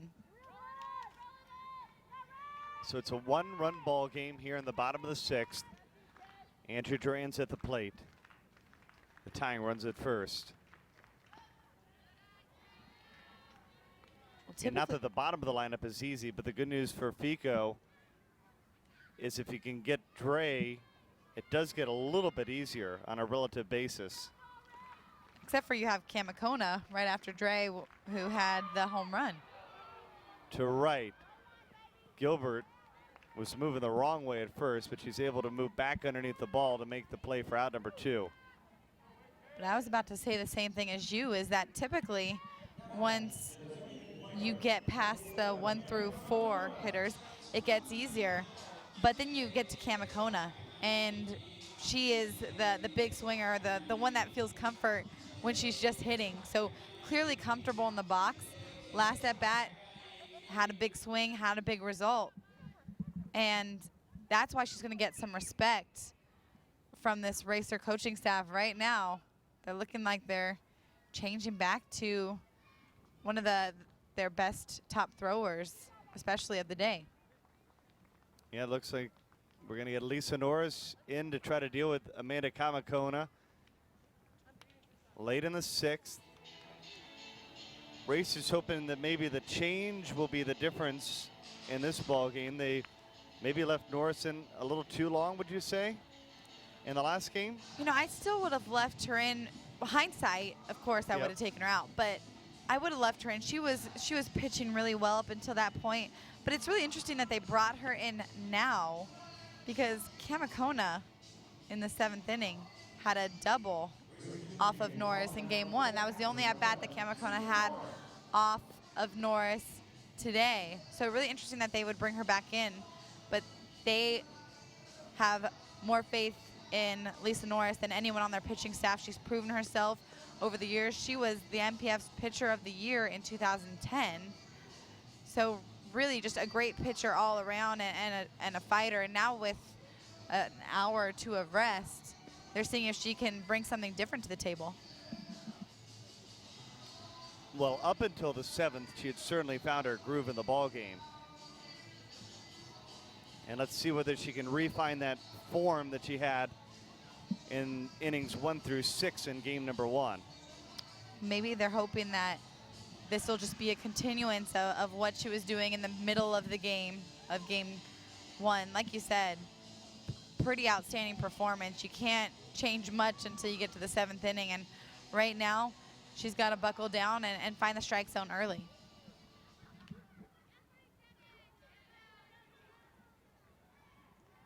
So Kamakona homered her last time up.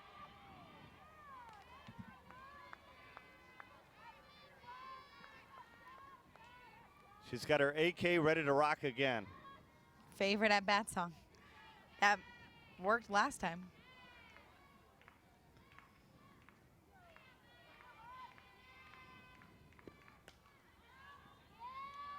Lisa Norris getting ahead early in the count, and that with a pitch that was off the plate.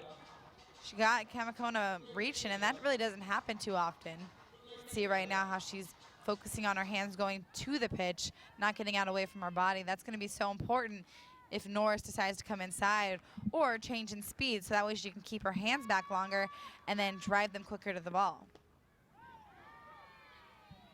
1 ball, 2 strikes, 2 out. Kaylin Lowe at first.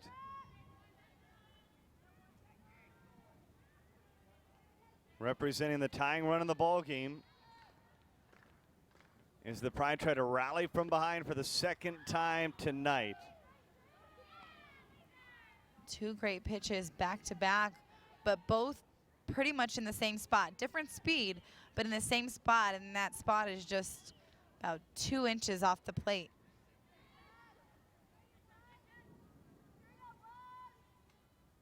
Two again. That was even further off the plate. Yeah, usually when you get closer to full count, you get closer to the plate. That one is still making Kamakona, or attempting to make Kamakona chase, but clearly she's shown the ability to wait back and track that ball all the way in. Waits on it, popped up. And despite Jill Barrett's effort, that one's not playable. You could see both of the fielders on the right side pretty much made it over there before it actually hit the dugout. So the higher the ball, the bigger the opportunity to catch that. Pretty impressive range by both of them, especially Thomas. She had a far way to run. The Pride looking for some rally time, and ooh, that would have tied it. It's just a couple feet to the right. Yeah, Montalvo was getting a little jumpy. She was seeing that ball, how close that ball was to the line. She knows what's on the line. She knows that they can't let that ball get into the corner of the field. If that ball gets into the corner, so much speed on first base that you really have to keep that ball in front of you.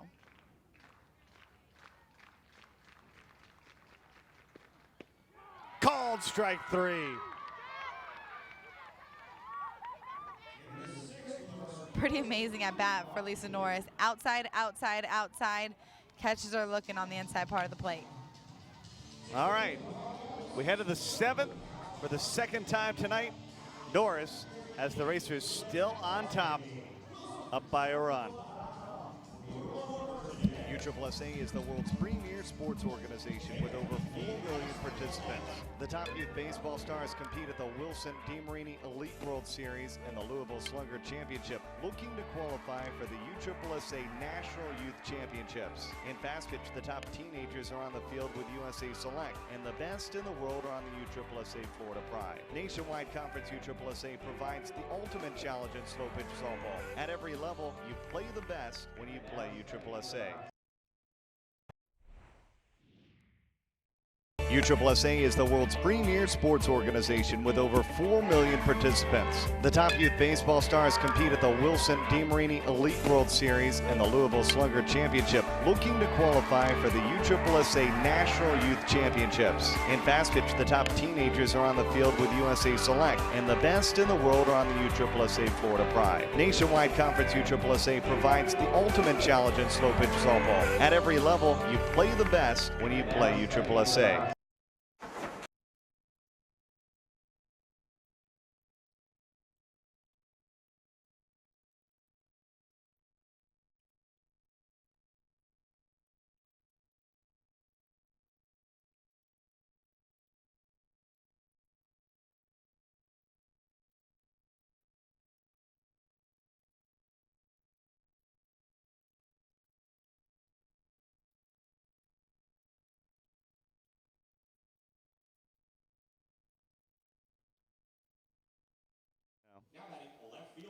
All right, Danielle Laurie in the ball game here in the 7th. Cherry will start off the inning. for the Racers, who lead by 1, and I'm sure they would love to get a little insurance if they can here.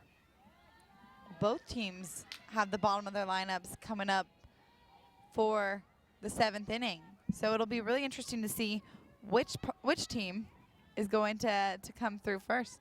You can see on the right, there's Maddie. That's Danielle Laurie's daughter watching the ball game tonight. It's going to be a proud daughter. That is. You know what a great athlete of the game Danielle Laurie has been during her career for Washington.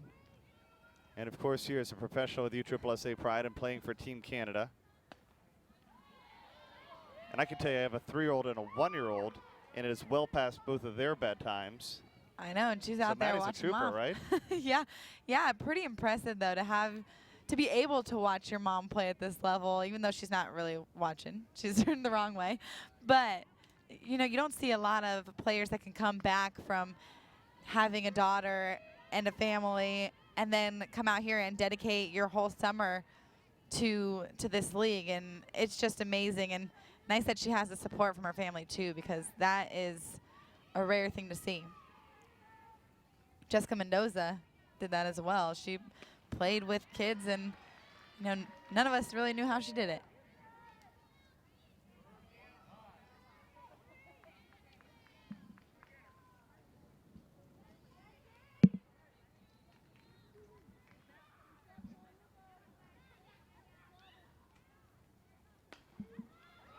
Base hit. And Cherry's aboard to start the 7th. Brianna Cherry didn't even get the opportunity to get in that bat in game 1 against the Pride. She gets in the lineup, the starting lineup today, and takes full advantage of it. That's her 2nd hit of the day, 3rd time putting the ball in play. Her last at-bat, she grounded out to the pitcher. But still, she has been able to take that inside pitch, get her hands out to her, but more importantly, her bat head. She drops that bat head and is able to sneak that through the 5-6 hole.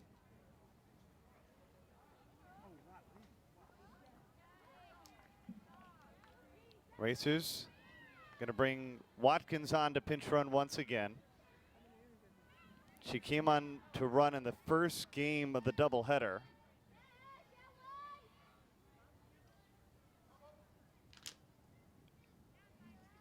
And was caught stealing. This is Ashley Thomas, who had a home run. This time finally lays down the bunt and does so successfully.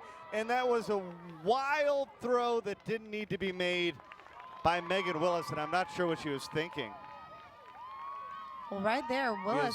Watkins was on the bag at 2nd at the time of the throw. I think she was trying to see if Watkins would just take 1 step and the ball would be there. That is a perfect bunt. Not one person could get to that. Not one person really wanted to get to that. But right there, I think Willis just wanted that surprise factor to be there. Couldn't get the throw on target. And it actually bounced off Watkins' foot, which worked to her advantage. Bounced that ball off to the left instead of straight out to center field, allowing her to move up a base. And this is a huge moment in this ball game now, because the Racers have 2 in scoring position. Bottom of the lineup in Ayumi Carino.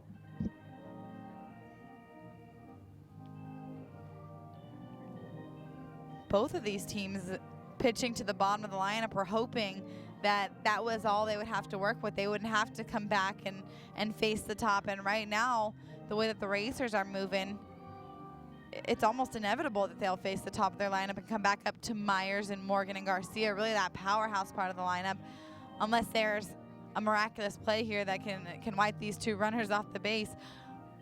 But right now they're having a meeting in the circle, just figuring out how they're going to get out of this, because they don't have room to allow even that runner on 3rd to score. They need to keep this game in a 1-run ball game and then get back into that dugout. So right now they're in the circle talking about what's the best strategy, and that's with the infield in. Plenty of speed on the base pass, with Watkins at 3rd and Thomas at 2nd. And the first pitch to Carino, a called strike. Duran really has to be ready down that third baseline. And Carino's first at bat of this game, she punched that ball right down the line, right out of the reach of Duran. That same hit could score 2 runs right now. 1-1.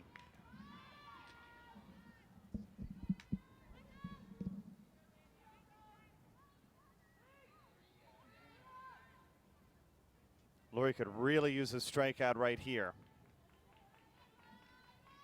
There's not a whole lot of good that can come from a ball hit into play. Well, that's the way to go after a strikeout, is getting that ball up in the zone and then getting that big swing by Carino. Carino was swinging at that pitch all the way, which we haven't really seen. We've seen her with a lot of patience at the plate. Right there, she's swinging out of her shoes and a little bit out of the player that she is. The 1-2. There you go. Called strike 3. Carino still a little bit shocked that that pitch dropped back in for a strike, but such a fearless pitch right there by Lori. Changing speeds, that ball stays up, hits the corner, perfect spot, perfect idea, and a lot of that I'm sure comes from Willis. She knows exactly where to go and the time for each pitch, and that was a perfect spot, perfect time. Jill Barrett now at the top of the lineup. She walked and scored one of the 3 runs back in the 3rd inning.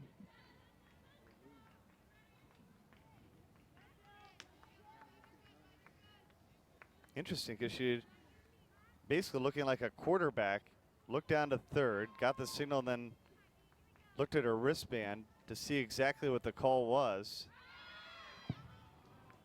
And you read that all the way. Yeah, with those wristbands that a lot of teams are going to, it's important that a hitter looks more often at that wristband, not just when they're going to have a play on. So if you look at it only one time in at bat and that at bat has a different scenario, then they're going to know that something's on. And a lot of times they're going to know that the racers are going to be aggressive trying to get 1 run across the plate. The 1-1. And how about this? Lori is looking in this critical spot in the ball game for back-to-back strikeouts as she works out of this jam. What's helping her is that these hitters who normally don't swing big are swinging out of their shoes. Right there, Barrett, I think, was just going to swing all out no matter what, similar to Carino in her second strike of her at-bat. Popped up and into the Pride dugout. I'm surprised that Jerry Glasgow didn't try to make that play. Kind of shied away from it, didn't he? I don't know if he was shying away from it or trying to stop Duran from running into the dugout. Maybe a little of both. I'm sure he would say it was the latter of the two, just to give him himself some credit.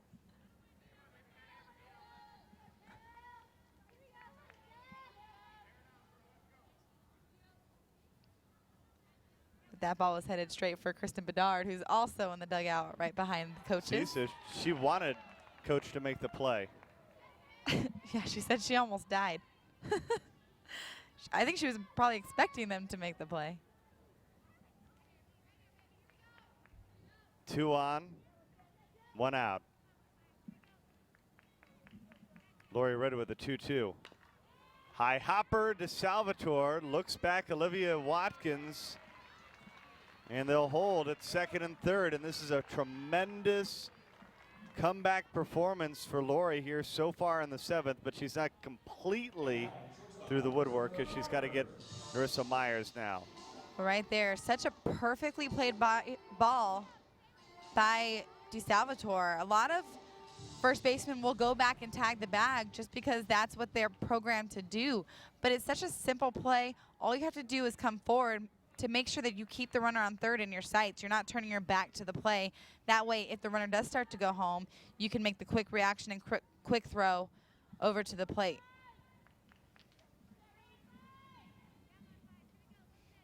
Myers at the plate with 2 outs.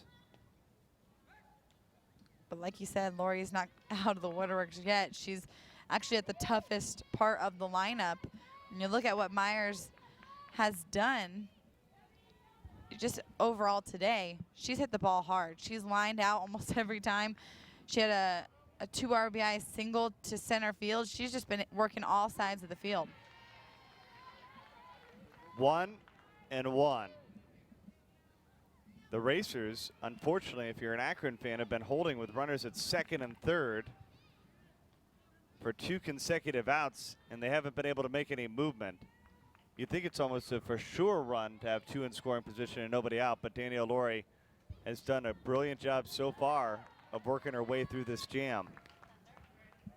Well, also with the ground ball to the right side, you also think that that's possibly a run scored, especially if you're going on down angle. As soon as that ball is headed toward the ground, you typically will have a runner that's trying to score on that, trying to get that play at the plate, making the first baseman DeSalvatore come up and make a good play, a good strong throw.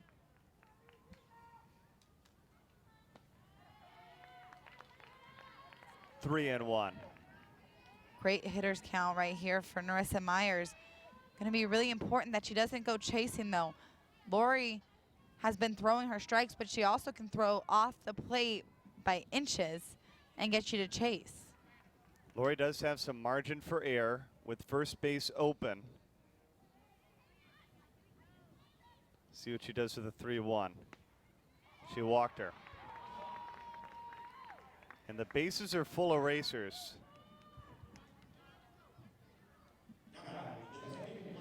With Charlotte Morgan coming up, and so far in this game, Charlotte Morgan hasn't shown the power that she has. So you know what that leads up to. I feel like she's just bottling it all up. But she had a strikeout on her first at bat, popped up to the first baseman in her second, and walked. So she really hasn't been able to have that big, huge swing. We saw Carino and Barrett swing out of their shoes and didn't have success. So Charlotte Morgan, being the veteran that she is, has to know she doesn't get bigger. She just gets smarter up to bat. Is this where Morgan finally gets that big hit against her former team? I'm sure she's been waiting for it. That's one, when you're playing against somebody you used to play for, you have a lot to show. And not that you do have a lot to show, because she's already proven the great player that she is, but internally, you know that she just wants to do her best. She wants to come out and prove that she is the great hitter every time she steps in the batter's box. Jerry Glasgow out to talk to Danielle Laurie.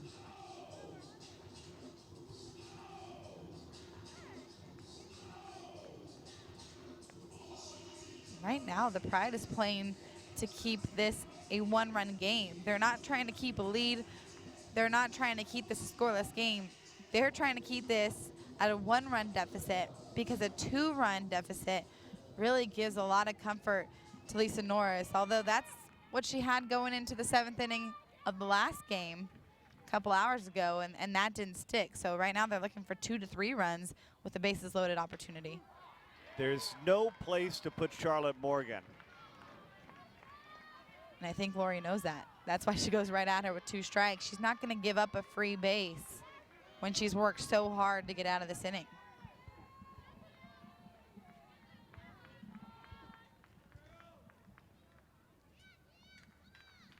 Lori calling off the first pitch, and now time is called.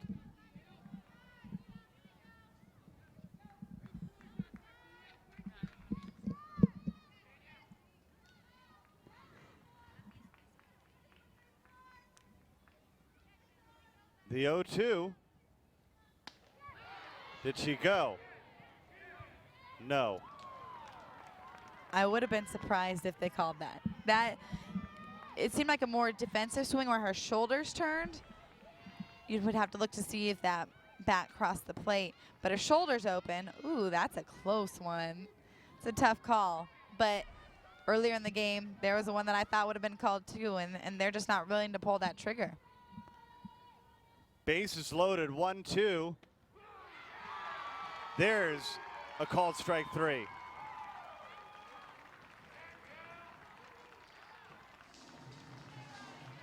She is not happy about that one. When you have a pitch and that's near the strike zone, that's something you just have to spoil, especially after getting a pitch that you're given. That's a nice pitch. I think that's similar to the one that Kamakona ended on in the last inning. Can the Pride do it again? They're down to their final 3 outs, but they need to make back just one.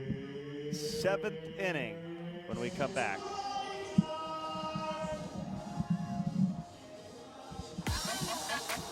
I bring it all to the plate. I bring my love for this game. I bring the perfect feel of connecting with a 3-piece bat. I bring power with a thinner wall and stronger barrel, and the confidence of a larger sweet spot. So bring the heat. I own this. I'll show you beautifully powerful. Hello, I'm Don DiDonatis, Chairman of the Board and CEO of USSSA. In the year 2000, we introduced fast pitch softball to our association with the goal of becoming the nation's #1 fast pitch organization. Today, we believe we have reached that goal. Thousands of teams throughout the nation are playing USSSA. We're also involved at the professional level with the NPF, providing all young female athletes the opportunity to dream of one day playing professionally. We invite you to dream NPF and play USSSA. All right, can the Pride do it one more time? You know, I wouldn't be surprised, but I also wouldn't be surprised if the Racers dug down deep and were able to hold on finally for that 1 out of 4 games. And you'd think that the 4th time that this happens, they've got to find something deep down to do it. But right now, the Pride is hoping that they can hit around to get the top of their lineup back up.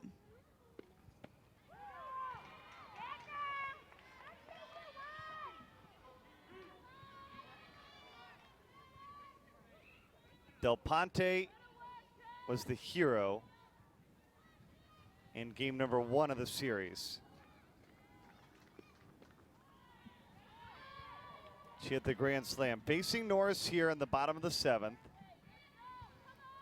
It's Del Ponte, DeSalvatore, and Willis who are due up for the Pride.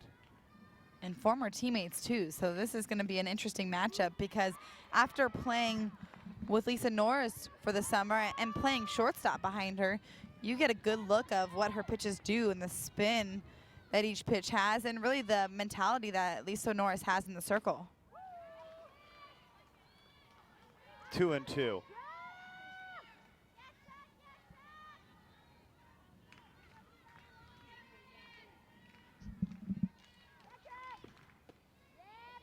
It almost hit her. And there's your theory of taking one for the team, especially this late in the game when you need a base runner. You might want to stand in that box and not move because you don't have to now that that rule has been established in college and definitely in the NPF. Instead of taking first on a hit by pitch, pop out, and the Racers are 2 outs away. And a great job by Barrett over there. Typically a ball in the infield, you'll see the middle infielder calling off anybody in front of them. So Myers and then Thomas, I thought might come in and call Barrett off, but right off the bat, Barrett was over there holding out her hand, making sure that everyone knew around her she had that ball so that there was no confusion or collision. Gianna DeSalvatore now.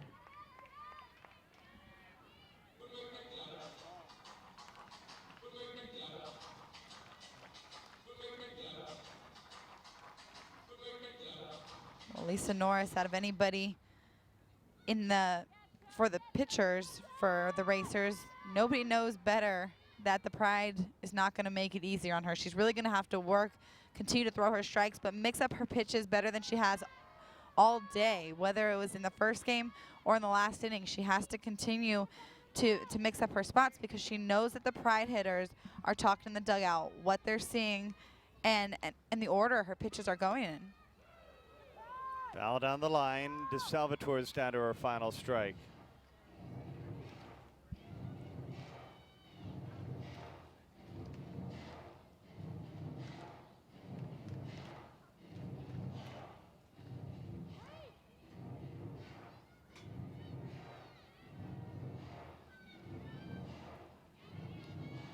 Lisa Norris couldn't come up with the big pitches in the bottom of the 7th in game number 1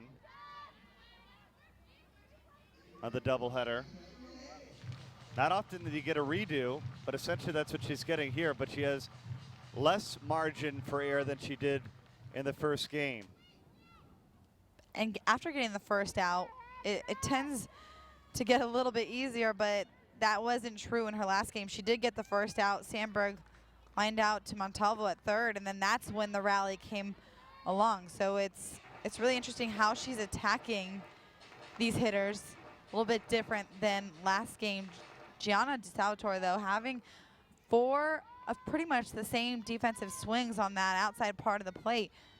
I'd be surprised if Norris didn't change the speed or come back inside. Fouled away again, and you can see how much the Racers want this ball game. Everybody working to try to get that foul ball. Yeah, great effort by all 3 players on the left side of the field. They really know how much each out means right now, and how important it is to give DeSalvatore less pitches to see.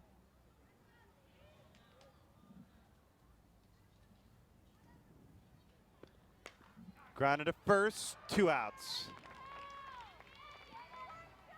So and now Norris needs just 1 more. After all of those foul balls to the left side on pitches that are on the outside part of the plate, Norris goes right back inside.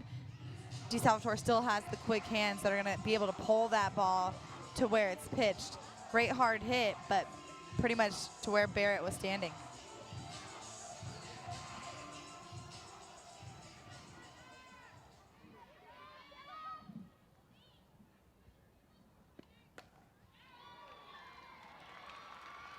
Base hit for Willis.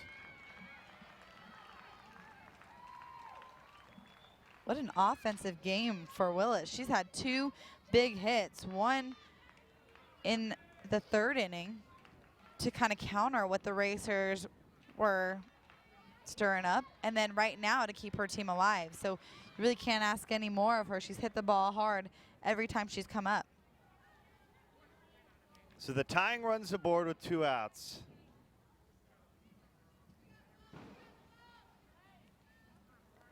And Berger Washington is on to pinch run. Kretschmann's going to come in and pinch hit in the place of Courtney Seo. The rally caps are on.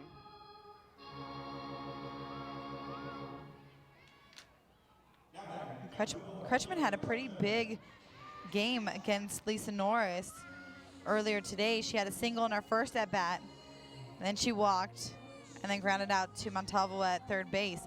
But she has also been the hero recently as well. Against the Bandits just a week ago, she had the walk-off hit in the 7th inning. So she's looking to continue that big day for the Pride. She really is looking to come up and get a good pitch. Although Norris is well rested, she seems to be throwing strikes. That's exactly what Kretschmann's looking for.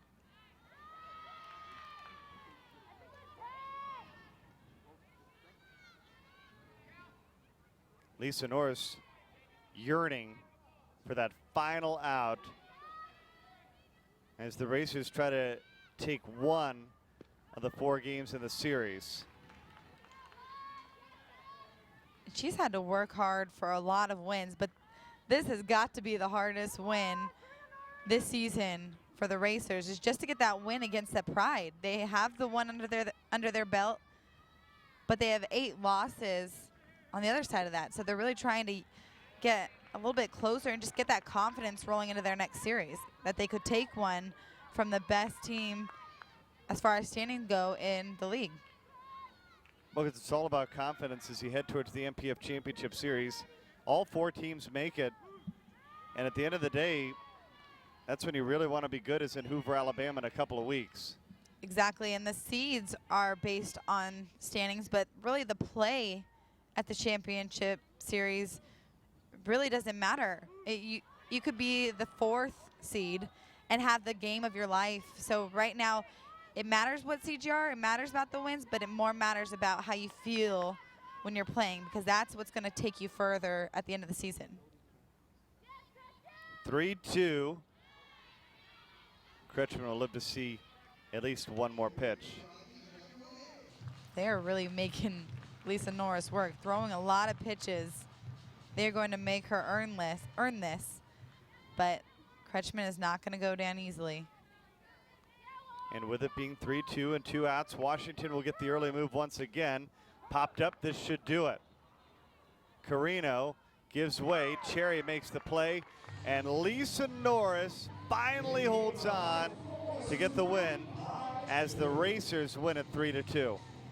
Again, such a hard-fought game by both teams, and I think that's what everyone was looking for some good softball to show to a good crowd, and that's exactly what they got. 2 games in a day and a split. So the Racers are walking out of here with a win, and sometimes winning the last game of the series is what you need to turn around that losing streak that you faced coming into Orlando.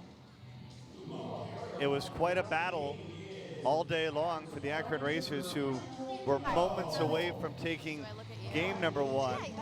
And they win 2 games, and one of the big reasons their starter tonight, Rachel Fico, was very good early. She's standing by with Kristen Bedard. KB? Well, Rachel, you finally got one, though it wasn't full of dramatics as usual. How can you guys build on tonight's win in your next series? We need to just carry this over and ride the momentum that we've built. We played some really close games this series, and we need to continue doing the right things, and things will start falling into place for us. So we're just going to build off of this and just keep rolling into the next series. You talk about those close games. You guys had great offensive production in all 4 of these games. How does it feel being able to hold on to this one? It's really great. We've been working hard all weekend. We've been taking good BP rounds before before the games, and so it's really good that we were able to string things together and have timely hitting tonight. Now, in the first game of the series, you pitched extremely well against the Pride until about the 5th inning when they came around for their 3rd time. Tonight, what was your approach against them, facing them for the 2nd time this series? I was just taking it one pitch at a time and trying to keep them off balance. I wanted to be in control of every single at-bat, and my defense came up huge for me and made some great plays and turned double plays, and they were just huge. Everyone was great tonight. All right, well, congratulations on the win. Thank you. Back to you guys. Well, big one tonight for the Akron Racers. No, thank you. Congratulations. At the end of the day, you know, probably all the worries that you had of losing that first game turned around because you're able to win this one. But I think she touched upon some of the big moments, is that the Racers, outside of last night's 12-2 Pride win, were really in every one of these ball games. And that's important for both teams. Both teams need to recognize that they're in this game no matter what. Pride also needs to realize that teams can stay in it if they can get to their pitchers, and if their pitchers are changing their speeds well and hitting their spots and making key plays. So both teams really have a right to this field showing today. With the split, they both can make a run for the series, and I think that's a big thing to say for the Racers. They have a good record, and now they have some excitement moving on to the rest and to the end of the season. Well, that'll do it for our broadcast tonight. For Kristen Bedard and Megan Bush, Bernie Guthrie saying so long from Orlando. We're back on the air, USSSALive.com. The final 4 games of the season late in August, where the Pride will take on the Pennsylvania Rebellion at Osceola County Stadium. Until then, Bernie Guthrie saying so long from Orlando. Thanks for watching the doubleheader tonight on USSSALive.com.